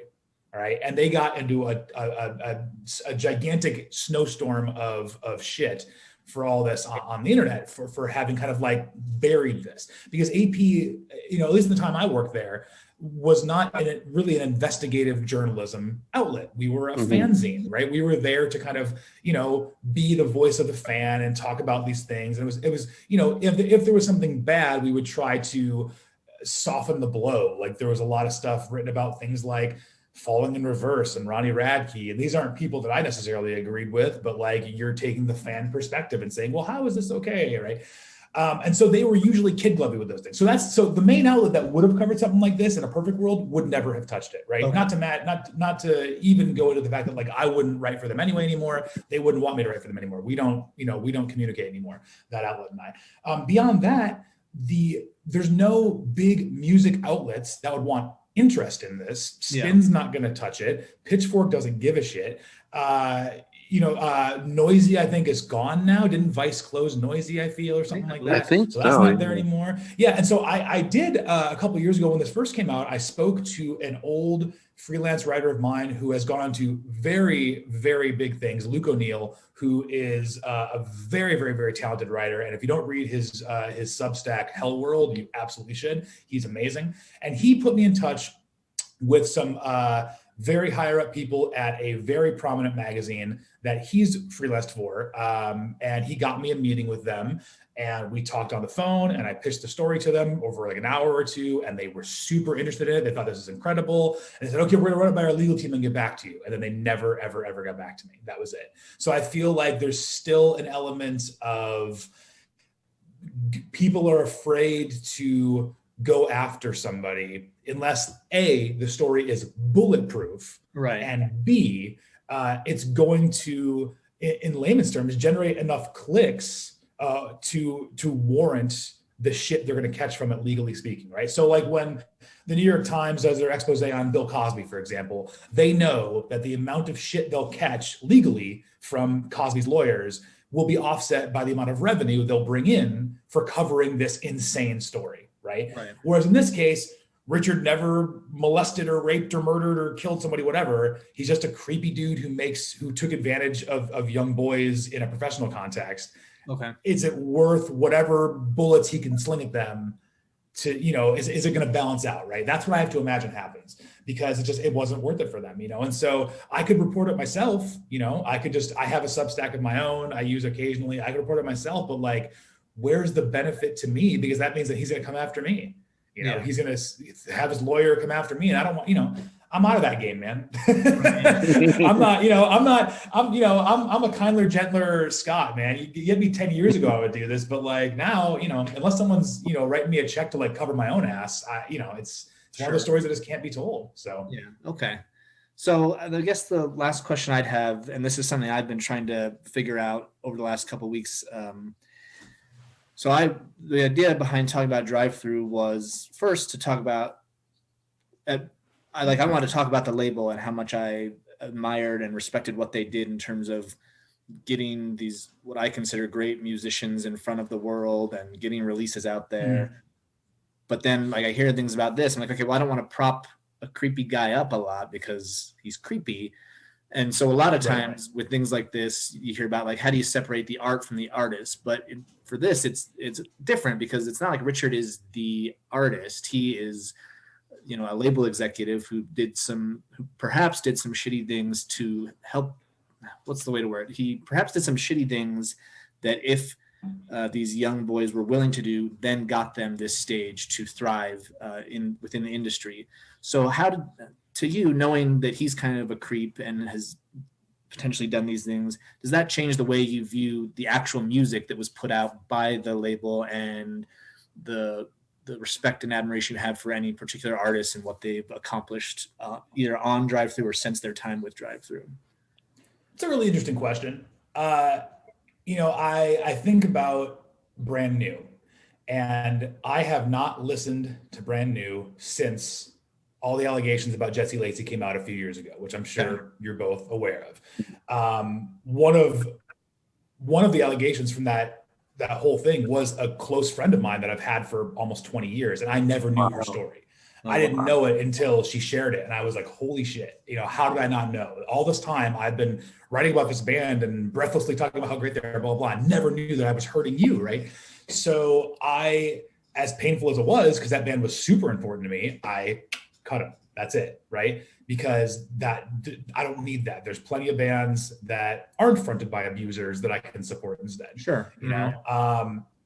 When it comes to something like this, where it's not like Richard wrote Progress by RX Bandits, or wrote, The Mother Mechanic in the Path by Early November, or wrote whatever your favorite Drive-Thru release is, right? He was a guy who had an ear for talent, found Dashboard, found Newfound, found something corporate, found Finch, even though that band I think sucks, but whatever. I mean, like that band was such a dopey band, but whatever. They had far dopier bands. I mean, you want to talk about music on Drive-Thru? They had so many dopey bands. Also, like he found Jack Antonoff. You know what I mean? Like Richard Rains found Jack Antonoff, which is crazy. I think that dude's fucking producing Taylor Swift and collaborating with Bruce Springsteen now. And 20 years ago, he was probably walking on Richard Rains' back, right? So like that's insane, right? That through line is insane to think of, like the kind of like the 6 degrees of Richard Rains, of like where it's gone, right? Yeah. So does it affect the art? I mean, I can't say I listen to a lot of Drive-Thru music these days anyway. The bands that made it through, like the bands I used as an example, were RX Bandits and Early November. I think both are brilliant bands. Both bands have gotten fucked by labels at different points. Early November continues to get fucked, whatever label they're on. I feel so bad for them because they're the fucking nicest people and the best band. But like, it wouldn't make me like turn off. I mean, I would turn off Phoenix TX nowadays anyway, because it's just like, I can't believe I liked that when I was 20, when I was 16 years old. Like, oh God, the Rooster song, that should be cancelable, right? Yeah. So no, I don't think it changes the fact that the music should still like exist, because those bands made that music, and there's no way of ever knowing how much or how little say Richard had in any of those songs or albums, Right. So, and furthermore, he also did this to countless bands that did not sign with a label. I think the first time I heard this story, and I believe it was told to me, by Matchbook Romance back in 2003. Okay. And they weren't on Drive-Thru. They signed with Epitaph, right? Yeah, right. But they told me that story, and then it was corroborated by a band they were on tour with at that point, who was on Drive-Thru and who still is a band. And so I won't name them, but they have a very vocal lead singer, and he's very vocal on Twitter. And so you can probably figure out who it is. I'll say this: he's definitely not Richard's buddy anymore, if you catch my drift. Yeah. Right? But yeah, so like it's dated back that far, and it doesn't affect the way I think about those bands, because like a lot of bands have to do a lot of questionable things to get ahead. Like I'm sure that there are bands or artists or musicians who have felt uncomfortable because of AP, right? And hopefully it was something that I did. Hopefully I never made it someone uncomfortable, but I can think of like photo shoots that we did for the magazine where like musicians were shirtless. And I never questioned it. It wasn't for me. I was like, I don't know why we're doing this, but like clearly someone who's higher up than me on the masthead has a vision for this. And it's entirely possible it could have been personal in nature. It's entirely possible that the band was uncomfortable. I don't know, right? Yeah. So does that affect the value of AP? I don't know that either. That's for anyone to decide when they think about it, right? Okay. So yeah, I think a long way to answer your question, a short version to answer your question is no. It doesn't affect the way I would think about those bands. Gotcha. So, okay. Yeah. Well, thank you so much for coming to talk about this. It's super interesting and it's given me a lot to think about, and definitely reframe the way I view certainly Richard and Stephanie and the label as a whole. Before I let you go, is there anything specific you want to plug or anything you're working on right now that our listeners should be aware of? Well, you can follow me on Twitter at Scott Heisel. I tweet about mid-90s emo and pro wrestling. That's pretty much all I do. Yeah, I mean, these days I do a little bit of writing. I'm available for writing. If you're looking for someone to like write a bio for your band or something like that, I'm always available for that. You can always DM me on Twitter. Other than that, I'm just hanging out. I just bought a new house, so I'm just like living in my house with my record collection. And so, it's a good place to spend a pandemic. So that's what I'm doing. All right, so, yeah. Cool. Well, Scott, thank you so much for being here. Appreciate it. Yeah, thanks so much. Happy to be here. Thanks for having me. Okay, so that was our interview with Scott Heisel of the Alternative Press. So before Brian and I react to this, I have been advised on just a few things that we need to say here at this time. And I feel like we tried to cover our bases in regards to that during the interview, but just for sake of clarity, as Scott mentioned, the allegations that he has heard are, how do I want to put this? There are no allegations that Richard has done anything illegal, nor has Richard ever been charged with any sort of crime or any wrongdoing. Because I think that a lot of people would hear that interview and those allegations, in the first place they would go is, oh, there's probably a sexual component to it, or it went further than that. And there have never been any sort of allegations of that being the case, either to Scott, to the people that I had spoke with completely off the record about this at the time. They also had never heard of any sort of allegation that it went beyond the notion of Richard requesting that bands walk on his back. So I want to make that clear. I also want to make it clear that, as Scott said, he may have been able to write a piece about this and get all the sources in line and all his ducks in a row, but he hasn't. So at this point, it's still, from his standpoint, it's just their accounts that have been told to him, but they're not fully vetted accusations or anything like that.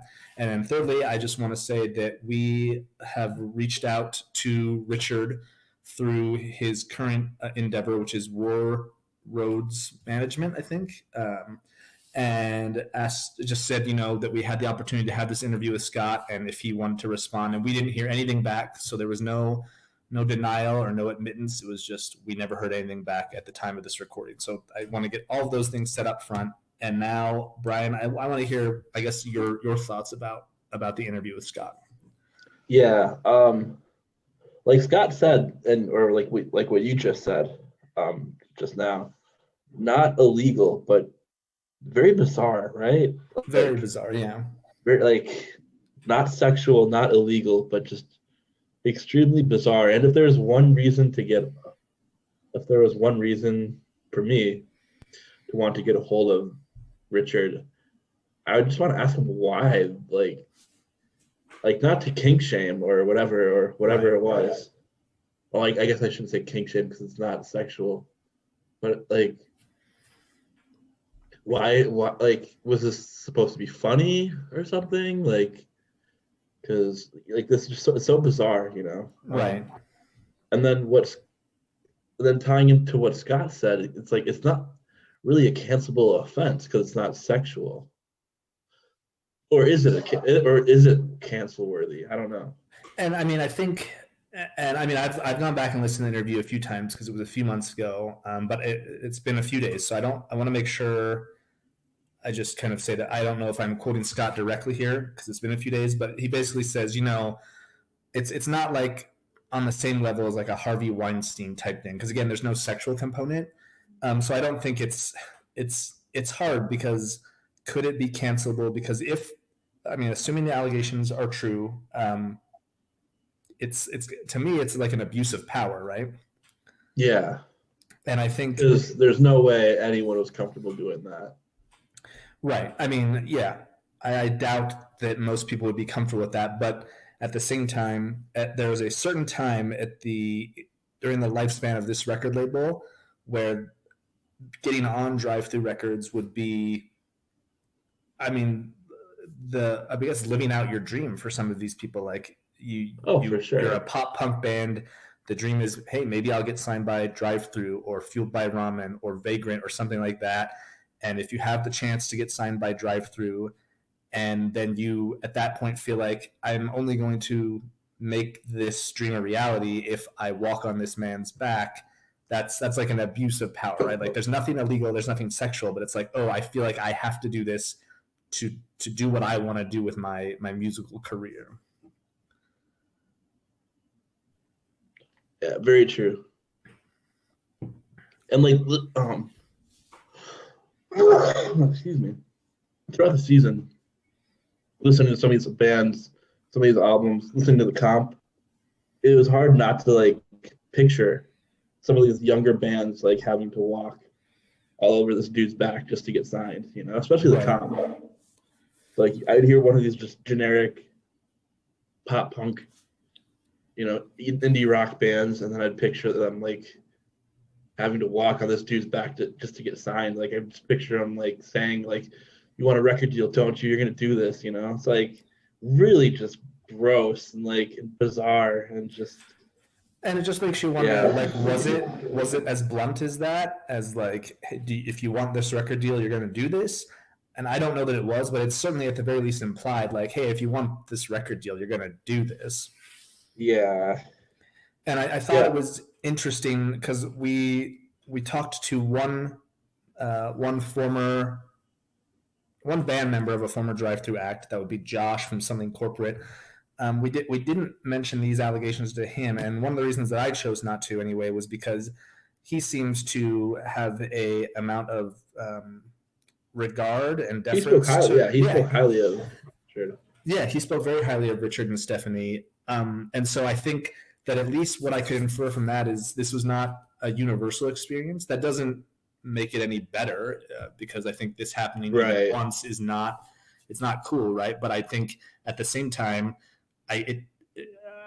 unless it's just something that Josh wouldn't want to have mentioned, which I don't want to try to hypothesize what their history was. But I think at the very least, I don't think it was necessary to become big. But then I start playing out all these other ideas, because Josh said like other labels were after them at one point, like Virgin, and we know MCA was interested kind of independently of Drive-Thru. So maybe Richard and Stephanie were just like, oh shit, we really want this band because we think they're going to be big. So they just said, we're not going to do any of that. We're not going to do any of that. We're just going to like sign them as a band without any of the stuff that we normally do, whatever that is. Mm-hmm. I wonder what was Stephanie's role in all of this too. That's another thing I'm still curious about. Yeah, I don't know. I mean, they always seem to present a unified front. I mean, I think I would find it hard to believe, because like Scott said, this has kind of been a known secret, right? And oh yeah.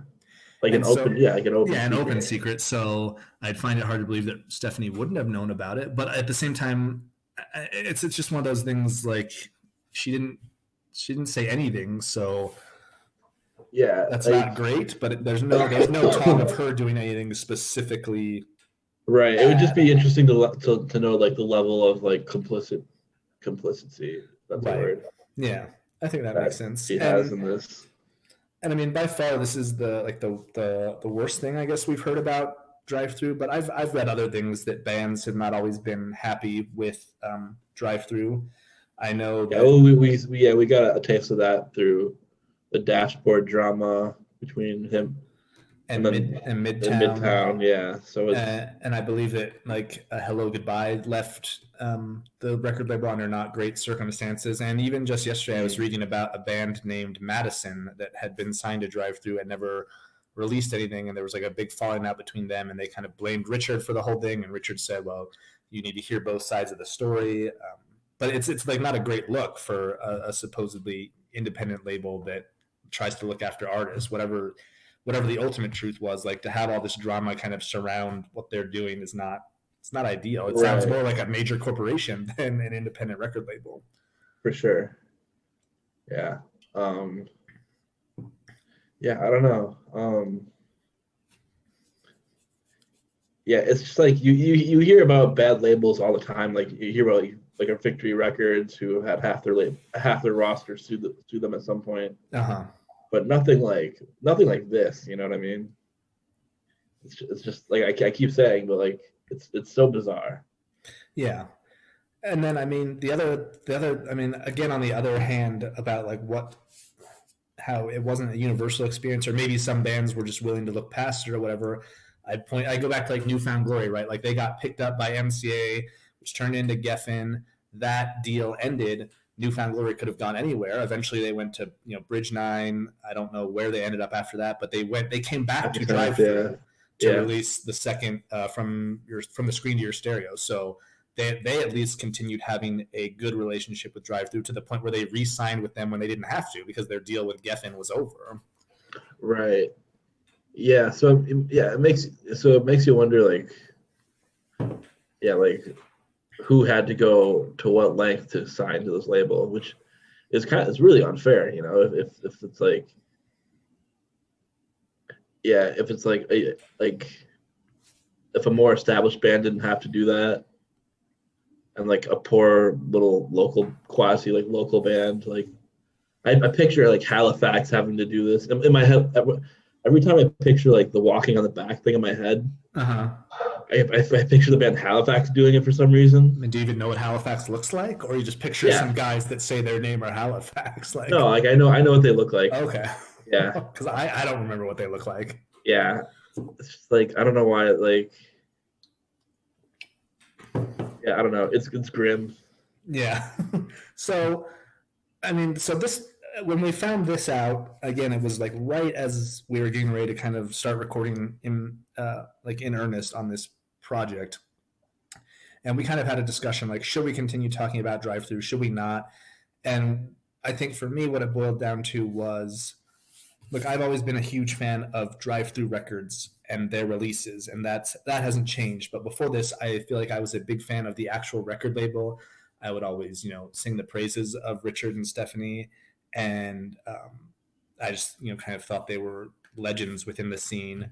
And then I kind of reframed it and said, okay, that may not be true if there's any weight to these allegations, but that doesn't change the music that the artists were making. It's not like Richard is making this music. Now, he was certainly benefiting off of the money this music made, which you could argue is problematic. But I guess the way I looked at it was these bands, if any or all of them had to do these things, they were able to do that and go on and make great music and be successful musicians.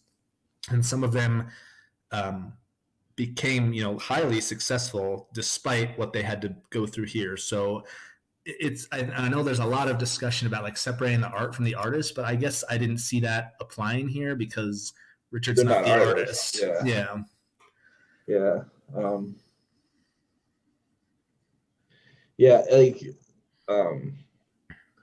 I can't imagine like what that's been like for you, like, because like I said, this is a huge Drive-Thru is a huge deal to you, and then like to find that out the day we record the first episode. Yeah, and when I was in college, this would be like 2006, when MySpace was a huge thing. Like I would message Richard, and he would always message me back, and he and I never had any sort of weird thing. Like if you were to ask me my firsthand account, I have no issues with Richard in the handful of communications I had with him over the years.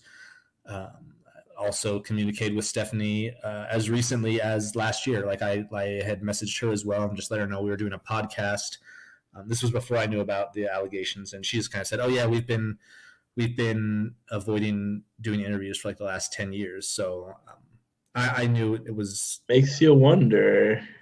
Yeah, I mean, and I don't know, because they're still managing bands.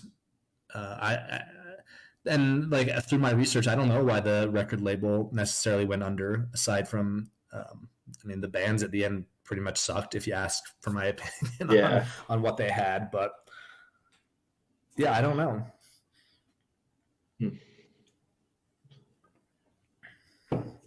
So is there anything else to say about this specific chapter? Yeah, I don't know.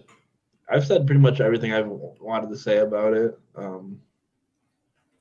It's just a weird way to begin the podcast, where we find this out the day we record the first episode, or episode 0 rather, and then that podcast comes out the day a different podcast silently rebrands. Mm-hmm. Like it's been an uphill battle for this podcast. Yeah, I mean, I think it's a long time to get here. Yeah. Yeah, it's kind of weird. Like, yeah, I mean, I thought a lot about these allegations the first few weeks we were doing this, and then we kind of got into our own rhythm. And like, certainly every time we would speak specifically about the label, I would try to be mindful of what I was saying, in that I didn't want to speak too highly of the I guess the suits specifically, but tried to kind of reframe it for the bands. But once we got into a groove, I honestly haven't thought a lot about these allegations in a while, because I just enjoyed talking about the music and the bands and talking with you and our guests. So for me, it didn't have a big impact other than maybe the first few episodes, and I've certainly been thinking a lot about it, the last couple. For sure, yeah. So I guess that kind of brings us to the end here. I do have a few more things to go over before we wrap this up, but I'm just curious. Again, we've set our piece on that, and I think that's interesting. And I don't know if we'll ever know more about those allegations and what's behind them. But refocusing on the bands, the music, the releases, Brian, has this endeavor changed your mind about anything in regards to the artists and the music of Drive-Thru Records? Has it made it more clear that you hate it? Have you liked it more than you thought? Like, tell me what you think. Yeah, I it's definitely changed my whole entire perception of the label, with the allegations. But I mean, but as far as listening to a great deal of their catalog, I mean, I found some hidden gems there. You know, like Alistair, for example, turned out to be like exactly what I wanted it to be. Right.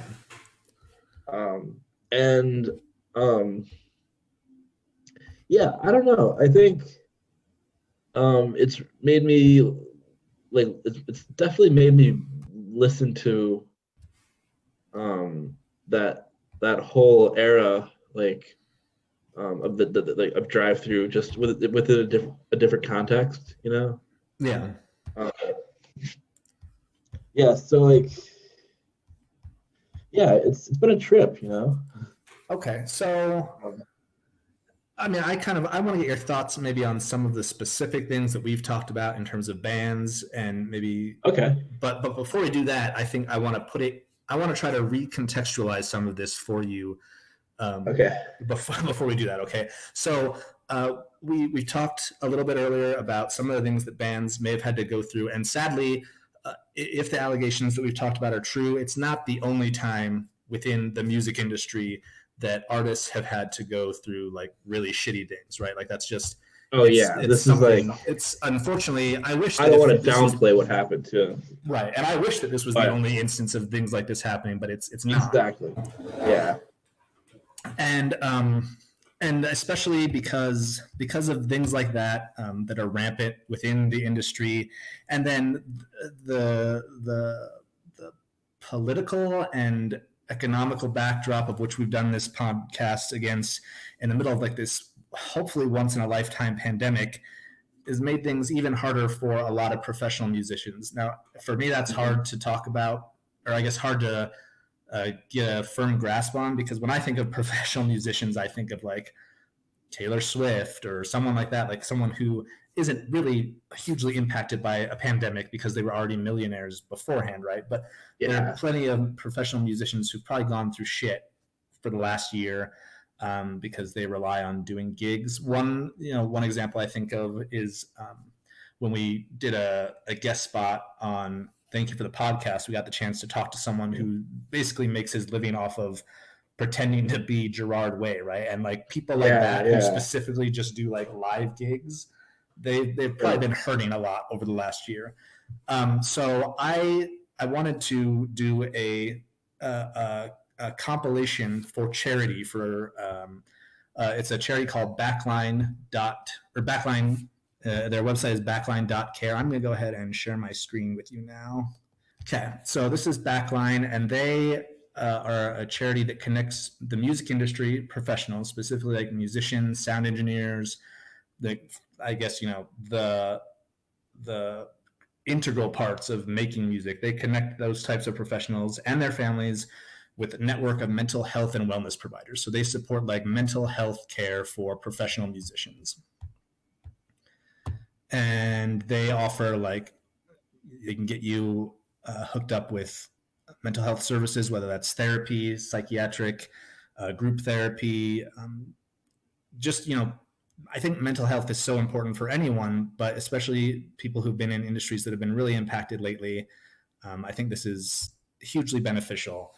So I went ahead and asked a number of our guests, as well as other people, to record some covers of Drive-Thru bands for us to end the season. And that's what I want to kind of share with you now. Whoa! We're calling it "Cover from the Storm." The storm being mental illness, and it's a Drive-Thru covers compilation that support musicians' mental health. You've got right here the cover. You got the Igloo. You got the McRib. Yeah, we've got the Igloo. So if that is any indicator, it was designed by Butter Muffin 155. Oh, okay. Oh, cool. He's one of our listeners and a member of the 155 Pod Nation. So he designed this. This is a picture of his Igloo that he built over the winter, and I got him to put the little McRib thing on there. That's awesome. It's got our logo. So. Oh yeah. So yeah, this is the cover. We're gonna take a listen to all of the songs right now, not in their entirety, and then the day after this episode drops, we're gonna have this up on Bandcamp, and like any proceeds are gonna go to this Backline charity to support mental health for people in the music industry. That's so cool, dude. I'm so shocked. I had no idea about any of this. This is crazy. Well, it's funny that you don't have any idea of it. And I think we've talked a lot about like, what is your memory like when we talk about things? Do you remember me mentioning this very briefly at one point, maybe 6 weeks ago? No. No. I had messaged you and I said, hey, I think we should do a charity comp. And you're like, yeah, probably. And like, I was already planning on it, but I kind of got partway through the process and I was like, oh, I don't want to like drop this on Brian and have him be like, oh, there was something that I wanted to do for it. So I just kind of mentioned it and you were like, yeah, probably. And I was like, is there anything you think you could contribute? You're like, oh no, there's nothing that I could do. And I was like, oh, okay, well, whatever. And no, I just kind of left it at that and proceeded. Oh yeah, that's right. I thought you were talking about a different compilation. No. I mean, I just said, I think we should do a charity comp for the first collection. You were like, yeah, probably. And I was like, do you have anything you could do for it? You're like, nah. I was like, okay. No, yeah, because I mean, I have no musical abilities, so like I was being honest. I respect that, but I was surprised that you never circled back around and asked if anything came of that or if that was still something. Okay, yeah, because that was the only time you mentioned it, so I was like, I thought that was just an idea. Gotcha. No, because I definitely wanted to surprise you, but I didn't want you to be like, I wanted to contribute to this, so I broached the subject very carefully, and you kind of shot it down, and then I just said nothing after that. All right, are you ready to hear some of these songs? For sure, yeah. Okay, so our first song is a cover of Here in Your Arms by Hello Goodbye, and this version is done by Shoes Robinson. Oh, nice. And we'll probably just listen to like the first minute or so of each of these.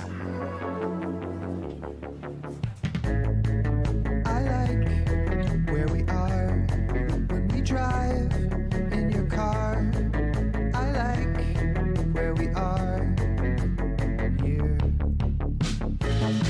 'Cause our lips can touch, our cheeks can brush, and our lips can touch here. You are the one that lies close to me. Whisper so long, I miss you when it's ever leave. I'm love in love with you. Suddenly now there's nowhere else I could be but here in your arms.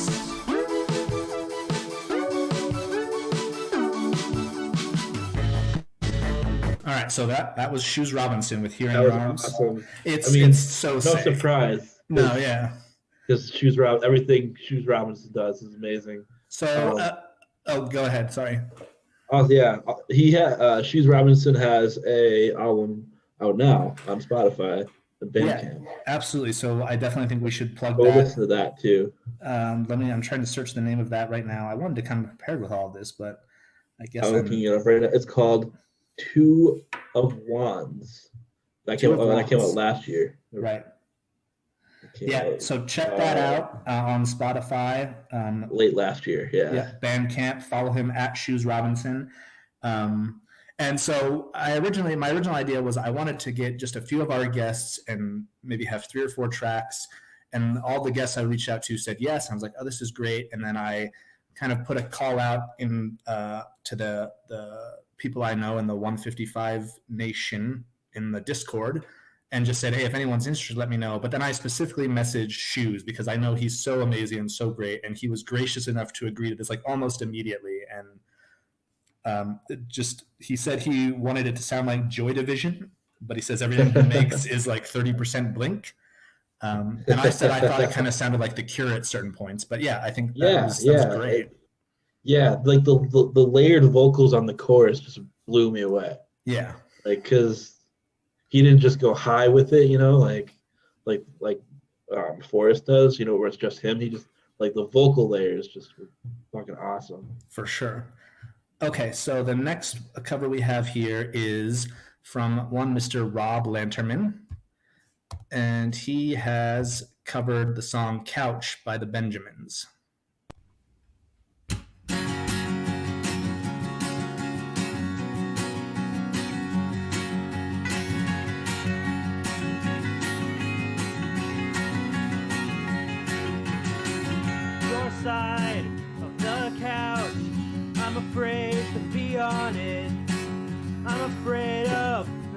worries it brings. It's killing my buzz, just wondering where the hell it went. All of the nights we spent hiding from the world. I try to laugh about it, but it looks like the joke's on me. If I could ever get that whole year back, that would be my lucky day.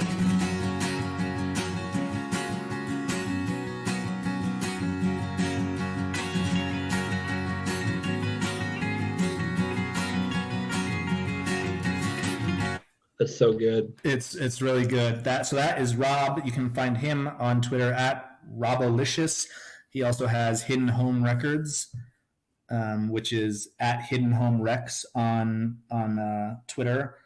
I highly recommend following him, listening to his music. The band's on Hidden Home Records. He's great. He is another just great guy, and I'm so I got to know him because of this. I didn't know him at all before this, and he is just another drive-thru nerd just like me. So I was definitely very stoked to get to talk to him. Listeners may remember he was on our Newfound Glory episode. At one point, he was going to do a Newfound Glory cover, but then I was surprised that he did a Benjamin's cover. So he must be a big drive-thru nerd like you. So he was going to do something from Catalyst because the artists were kind of doing bands they had talked about and on our pod, and then he was kind of halfway through it, and our least favorite pop punk guy finally was convicted in his case. And so we kind of thought, well, maybe this isn't the best time to prop up that band necessarily. So since you probably don't remember this, when we spoke with Rob at length, he had mentioned being excited that he heard I liked the Benjamins. So when he said, I shouldn't do Newfound Glory, I said, well, why don't you do a Benjamins cover? And he picked this one, and I think he really hit it out of the park. And he said he was glad that he ended up doing this one because it was a lot of fun to sing, and he's pleased with how it turned out as well. For sure. All right, our next track that we have was submitted by our guest from last week, Mr. Sam Sutherland. And he has sent us his cover of the Dashboard song, The Swiss Army Romance. And I just want to give a shout out to Sam here because he, as we talked about in his guest spot, he's exceedingly busy. So I never thought to ask him to do a cover, but he and I were chatting a little bit afterwards, and it came up. And so he got this to me in 4 days, which I think is probably appropriate since the podcast that he hosts asks their listeners to get covers to them in 3 days or less. So I appreciate that. He said that he could not bring himself emotionally to listen to the song. So he performed this cover from memory and from looking at lyricfreak.com. But he says the song is still so good. So I'm just going to drop us in here the last minute because I think the end is probably the best. But here we go. Okay.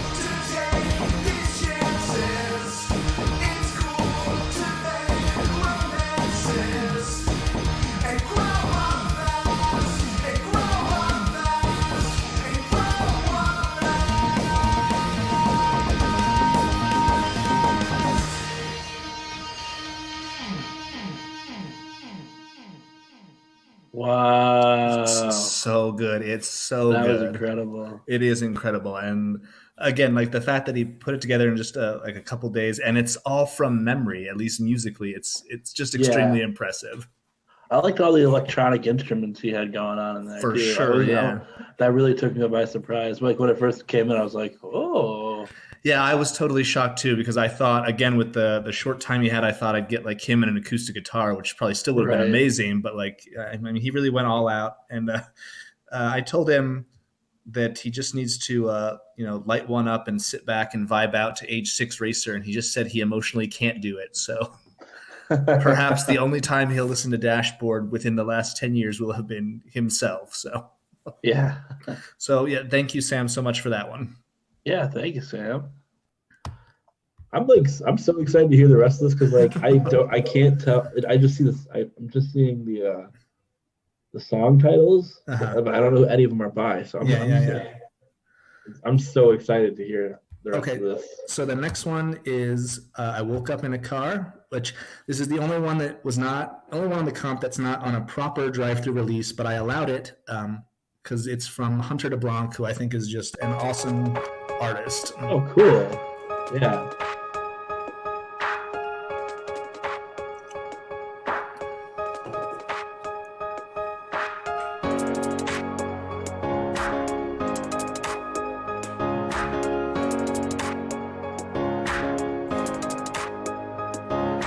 I woke up in New York City from my sleep behind the wheel. Caught a train to Poughkeepsie and time stood still. She wrote me a letter from San Diego, qualify her luck. These flights connect through Arizona. I think I'll stay stuck. Said, here I am. Here I am.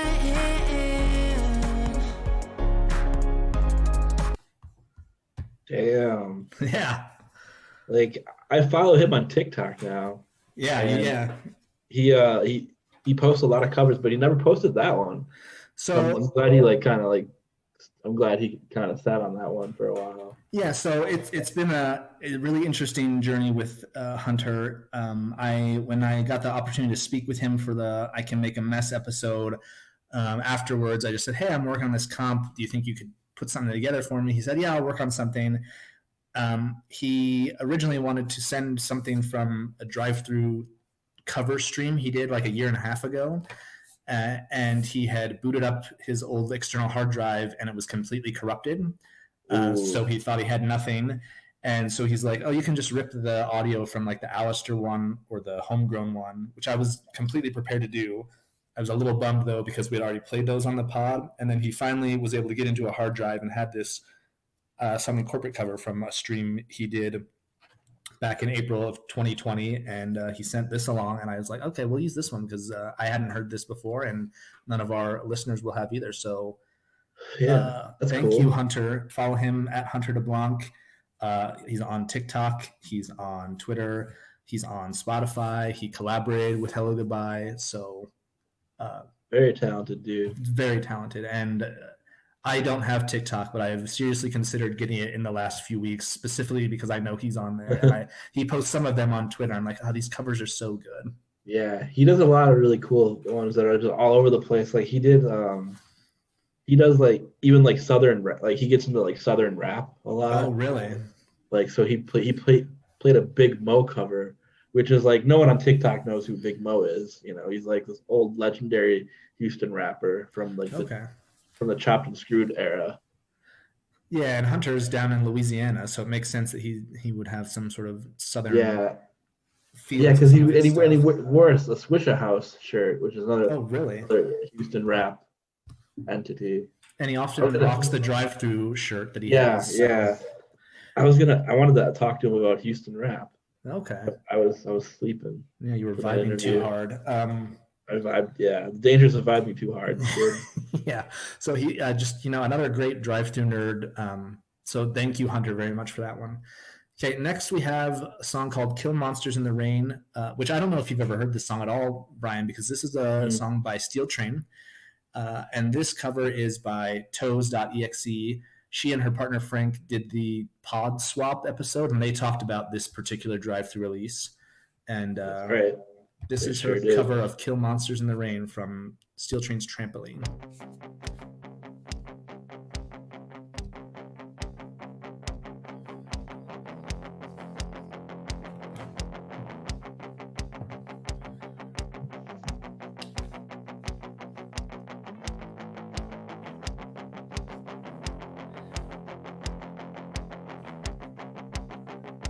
Come and save me. Come on down from that hill where you sleep. No more do you ever have to dream. Together we can. Together we'll kill monsters in the rain. We are the same. What a mess you made. Right in the cover. Behind the soap boxes and your mom. You'll never see us right, hide away. Together we can. Together we'll kill monsters in the rain. We are the same. What a mess you made. Oh, what's That's cool. It's really good. I think it I was, didn't have anything to compare it to because I don't know the original, but I think it was very true to the original. it You know, a little sounded bit more heavier than rocky. Yeah, heavier, yeah, a little for heavier sure. than what I imagine Steel Train sounds like. And yeah, that was one that they focused on a lot in their episode that they did for us about Steel Train. You can follow Toes at EXE Toes on Twitter. Of course, their podcast, Thank You for the Podcast, at Thanks for the Pod. And it's missing some vowels. I don't know. You guys will figure it out. Toa sent me her demo for her band, and it's really good. Oh, So is it? Nice. hopefully someone could put it out. Okay, that's really cool. I haven't heard that yet. So Yeah, I don't have the money to do it, but damn. she sent it my way, and I heard it, and it's pretty good. Cool, that's awesome. I'm excited for that. Okay, this next one is a band, a group called Forever My Frasier. Yeah, so this is a band that they had reached out to me after they saw my call in like the Discord channel looking for Drive-Thru covers, and they said they would be willing to do one. They are, I guess, a new act. Their debut was just a few weeks ago. They did a cover for the 155 pod. They covered that song "Inside Out" by Eve 6 when they did that, and it was like Cool. it was like a spoken word one. And Really? yeah, it was a spoken word one. You can find them on Twitter at Forever My Frasier, and that's the number 4 at the beginning. And so they did a spoken word song or spoken word cover here of "So I Finally Decided to Give Myself a Reason," and that is by I Can Make a Mess Like Nobody's Business.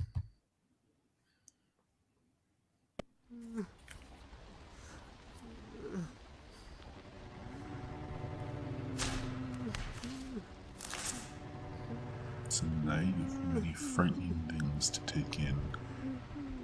It's not the way we please ourselves or our friends. It's what we won't accept. It's what will steer us now. It's ourselves. It's ourselves. So tonight as you walk, the moon makes faces at the trees. It's so nice to make fun of everything that I lost, and I miss, and I love, but never had. Tonight I'm gonna take a test to grow up. So I'm sorry for the things I've done to everyone. It's not your face I can't tell, but I try to be this way. It's my own. So tonight when I walk, the moon makes faces at the trees. It's so nice to make fun of everything that I lost, and I miss, and I love, but never had. That was spooky. It's a super spooky. Like there's like I don't know how well you can hear it on your end, but there's like crying in the background. Oh yeah, that was wild. It reminded me of someone like reading a ransom note. Someone reading a ransom note. Yeah, I definitely got like serial killer vibes from it or something. Exactly. Yeah, because you can hear the person whimpering in the background and like this deep voice, just reading, just whatever, like. Well, and it's just such a weird, like, it's a weird take on an Ascender song, right? Like, I feel like a lot of his songs are kind of the opposite of depressing, I guess. Right. It's Yeah. not presented in such a depressing manner. Yeah. So thank you to Forever My Frasier for that one. Evidently a spoken word group. Yeah, apparently. Okay. So I'm trying to see what came after that. Okay, so this next one is from a listener and someone who specifically reached out to me when I kind of put out the call and said they would be interested. They're being credited as Foley, but it's by our friend Derek at Sia Derek on Twitter. Oh, cool. And he did a cover of Walking on Glass by the movie Life. So let's take a listen to that. Go.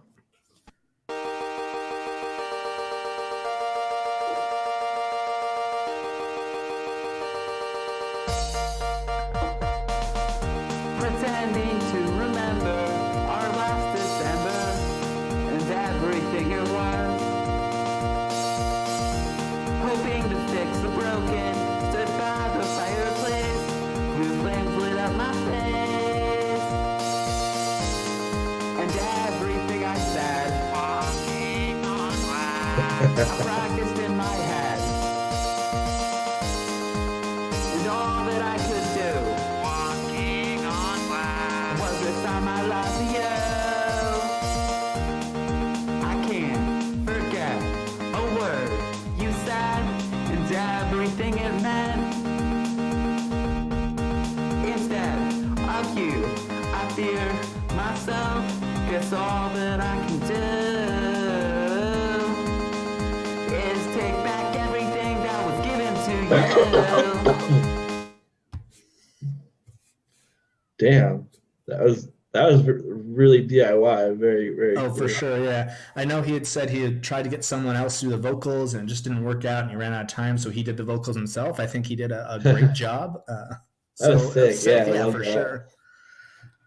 Okay, moving right along here. Next is Tower 19 is how he wants to be credited, but it is Gabe Sluice, a listener of ours, sponsored through Royal Guitars, rather. Yeah. And I promised him I would say the sluice is loose. So yeah, our boss sensor. Right, we had to include this because he's our sponsor. If we didn't do this, we wouldn't get the lifetime supply of capos we've been promised. Right.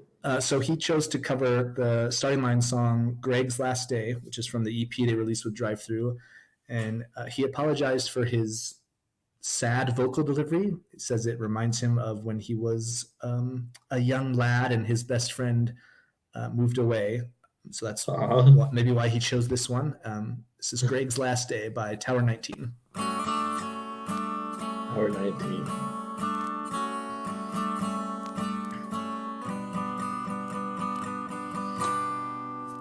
When you left home and moved to Utah, the summer had come to an end.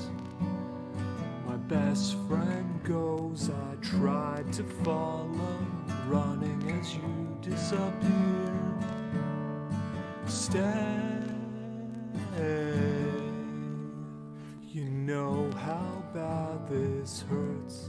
It's been 3 weeks and just gets worse.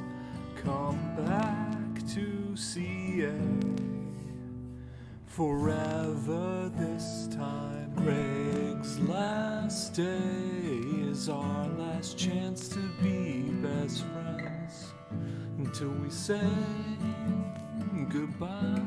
And I'll try to see you when the weather clears. So that is Gabe Sluice on Twitter at Gabe Sluice.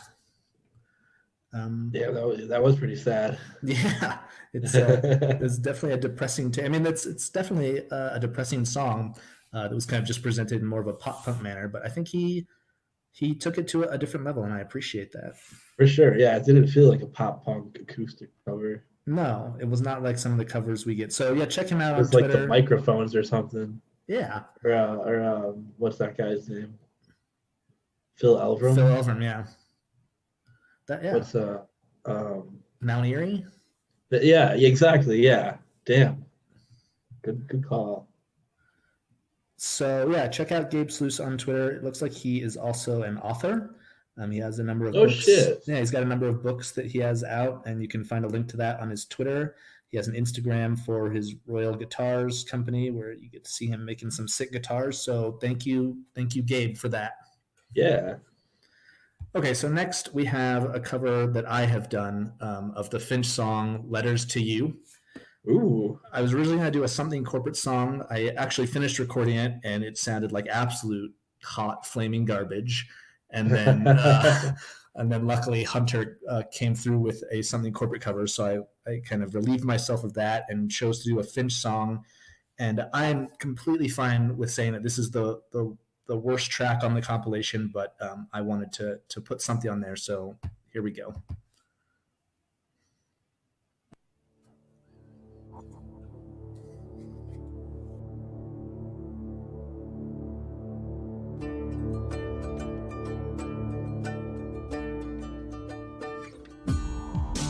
Can't you see that I wanna be there with open arms? It's empty tonight, I'm all alone. Get me through this month. Do you notice I'm gone?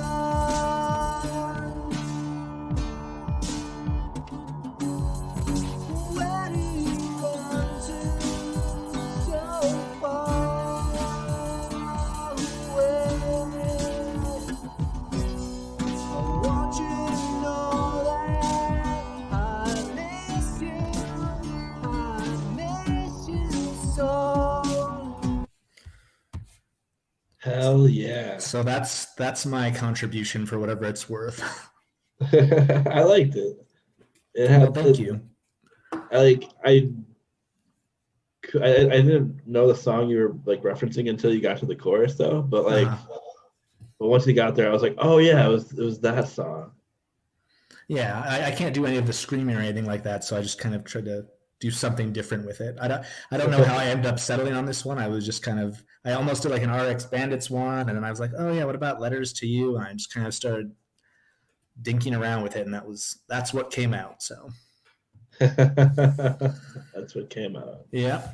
Okay, so our last one is courtesy of Make Belief. He's been a content creator for us for a vast majority of our episodes doing night cores. Luckily, I don't want to say luckily, that implies that I didn't enjoy his night cores. He's not done a night core for us this time. He has instead done a cover of the Starting Line song Cheek to Cheek, which is from Say It Like You Mean It. And this one, it's very vibey. It kind of takes me to a different place anyway, and I think it's just incredible, and I think makes a lot of sense to kind of close the compilation out. So this is Make Belief with Cheek to Cheek.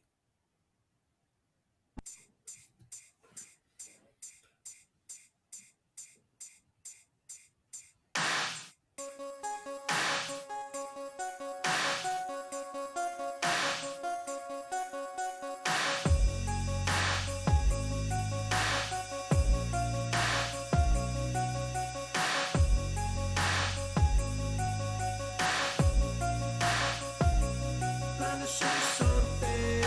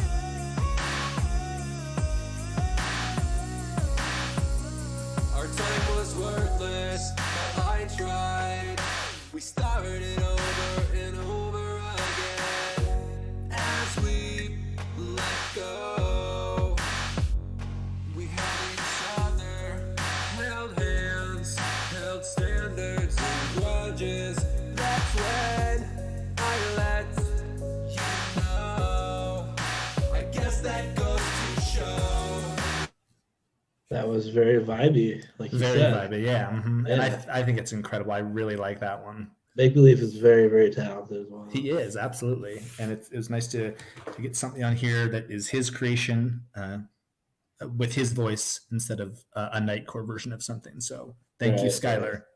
Hell yeah. So that's it. That's the compilation. 9 songs. Awesome.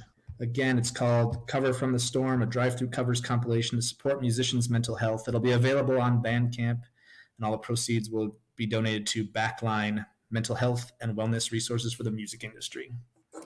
That's super cool. I didn't even know Backline existed until just now. I didn't either. I had to do a lot of research because I definitely wanted a charity that kind of had the musicians in mind. So it took some digging to find this, but I think it's a good one. Yeah, for sure. Okay, so that's pretty much gonna wrap it up, I guess. What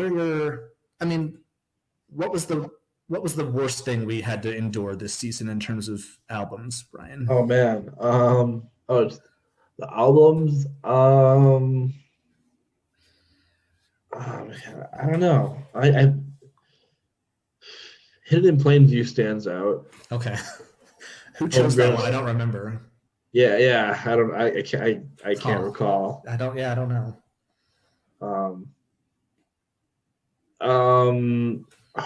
Phoenix CX. That was a bad one. That's up there. Homegrown, that's up there. Also, I don't know who chose those. Well, I didn't choose Homegrown. That was Danny. Wait, really? Well, I mean, he kept asking us to guest on the Homegrown episode. Oh, that's right. Yeah, I thought I chose Homegrown. No, we just agreed we were going to do that one because Danny really wanted to guest on that one. So that's right. Oh, that's right. Okay, I would have chose it though. Oh, really? Because for the life of me couldn't remember what that band sounded like, and I really wanted to find out. Which I could have just done myself. I mean, we didn't have to do a whole podcast about it. But I'm not going to do it unless I get to talk about it on a microphone. So. Right. Okay. Well, then what was the best thing we talked about then? I think like the best album we did. Yeah. I think probably Alistair. Okay. That's fair. Alistair, or that was the best album that I didn't hear previously. Yeah. So that, but then as far as albums that I'd heard before, probably Catalyst. Yeah, I'd say Catalyst was my favorite one as well. But Alistair was a nice surprise because I had not listened to it in probably like 12 years or so, and it's really good. Yeah, I chose that one, and for the same reason I chose Homegrown and Hidden in Plain View. You just finally got it right. Yeah, exactly. Yeah, it's just like, I mean, so much of this podcast was me just finally just getting like that listening out of the way. Yeah, it's like I knew about all these bands growing up. I'd see their stickers around and stuff like that, but never really cared enough to like download it or go out and buy it or whatever. Yeah, like bands like Homegrown or like Alistair or like names I'd just see everywhere growing up. Right. And then just kind of finally like figuring out what they sound like, just finally checking it out. Yeah. Well, are there any other like highlights of the pod that you want to mention, or the first collection, or anything that sticks out to you? It's just been really fun. It's like I like count down the minutes till we start recording like every time. I'm always stoked to like get on here and talk about this stuff. Yeah, and it's I think it's been great. I've really enjoyed getting to know you obviously and talk to you, but we've also had some really cool guests that I would not have otherwise had the chance to talk to. For sure, yeah. We got to meet a lot of really cool people that and talk to even though it wasn't under the best circumstances, talking to Scott Heisel was really fucking exciting. Yeah. Because I had grown up reading his writing in alternative press from all of high school. Yeah. And his writing got me into so many bands like on the music industry and the weaker bands and all that kind of stuff. So that was pretty cool. But I wish we could have talked about like something positive with him. For sure. But yeah, that was really exciting for me. That really stuck out. Yeah. Yeah, I think that's pretty much it. I think I didn't really come with any thoughts prepared. Okay. I've just been vibing all day. And that's But not fine way to vibing spend too a hard. Sunday. You're vibing too hard, so it's time to go to bed. Not vibing too hard now. I keep forgetting it's Sunday though. Yeah, well, I mean, I don't really have much to add other than I think, yeah, it was a great experience. I still love all of these albums except for River Phoenix. And yeah, I mean, I want to say like thank you to anyone who's actually bothered to listen because the fact that we got any listeners at all shocked me. Yeah, so. it's crazy. Yeah, the amount of listeners we have based on some of their numbers is crazy. Right. It's insane to me. Yeah. And I think when I mean, not to get too earnest, I guess, but I was really, I guess, touched when I saw that we had some people that listened like on Christmas Day, like the fact that you would spend your holiday listening to me and Brian talking about God knows what is pretty cool. So yeah, that was crazy. But yeah, I can't wait to see what season 2 holds because I wonder like how much of our audience was built in because of Drive-Thru. Well, and I think we've always said we're kind of a spin-off of 155 Pod, and certainly as we talked so about, a lot of that audience is built in as well. But like, yeah, I wonder if a lot of the enthusiasm came from like the common love for Drive-Thru amongst that built-in audience. Well, I guess hopefully, we're gonna find out with season 2. Yeah, we're gonna find out how many people actually like us versus the subject. Yeah, that's true. So yeah, I mean, we are definitely coming back for a second collection. Probably going to take we've been renewed a break, but we have been renewed for season 2. And I mean, renewals for season. Allowed it. Yeah, and I think that the idea of being renewed is something that'll come into play next collection. Yeah. And I guess I'll leave it at that. And yeah, that's all I've got. That's all you got? That's all I've got. Fuck Vagrant Records. Fuck Vagrant Records, yeah. Okay, thanks for listening, everyone. Thank you.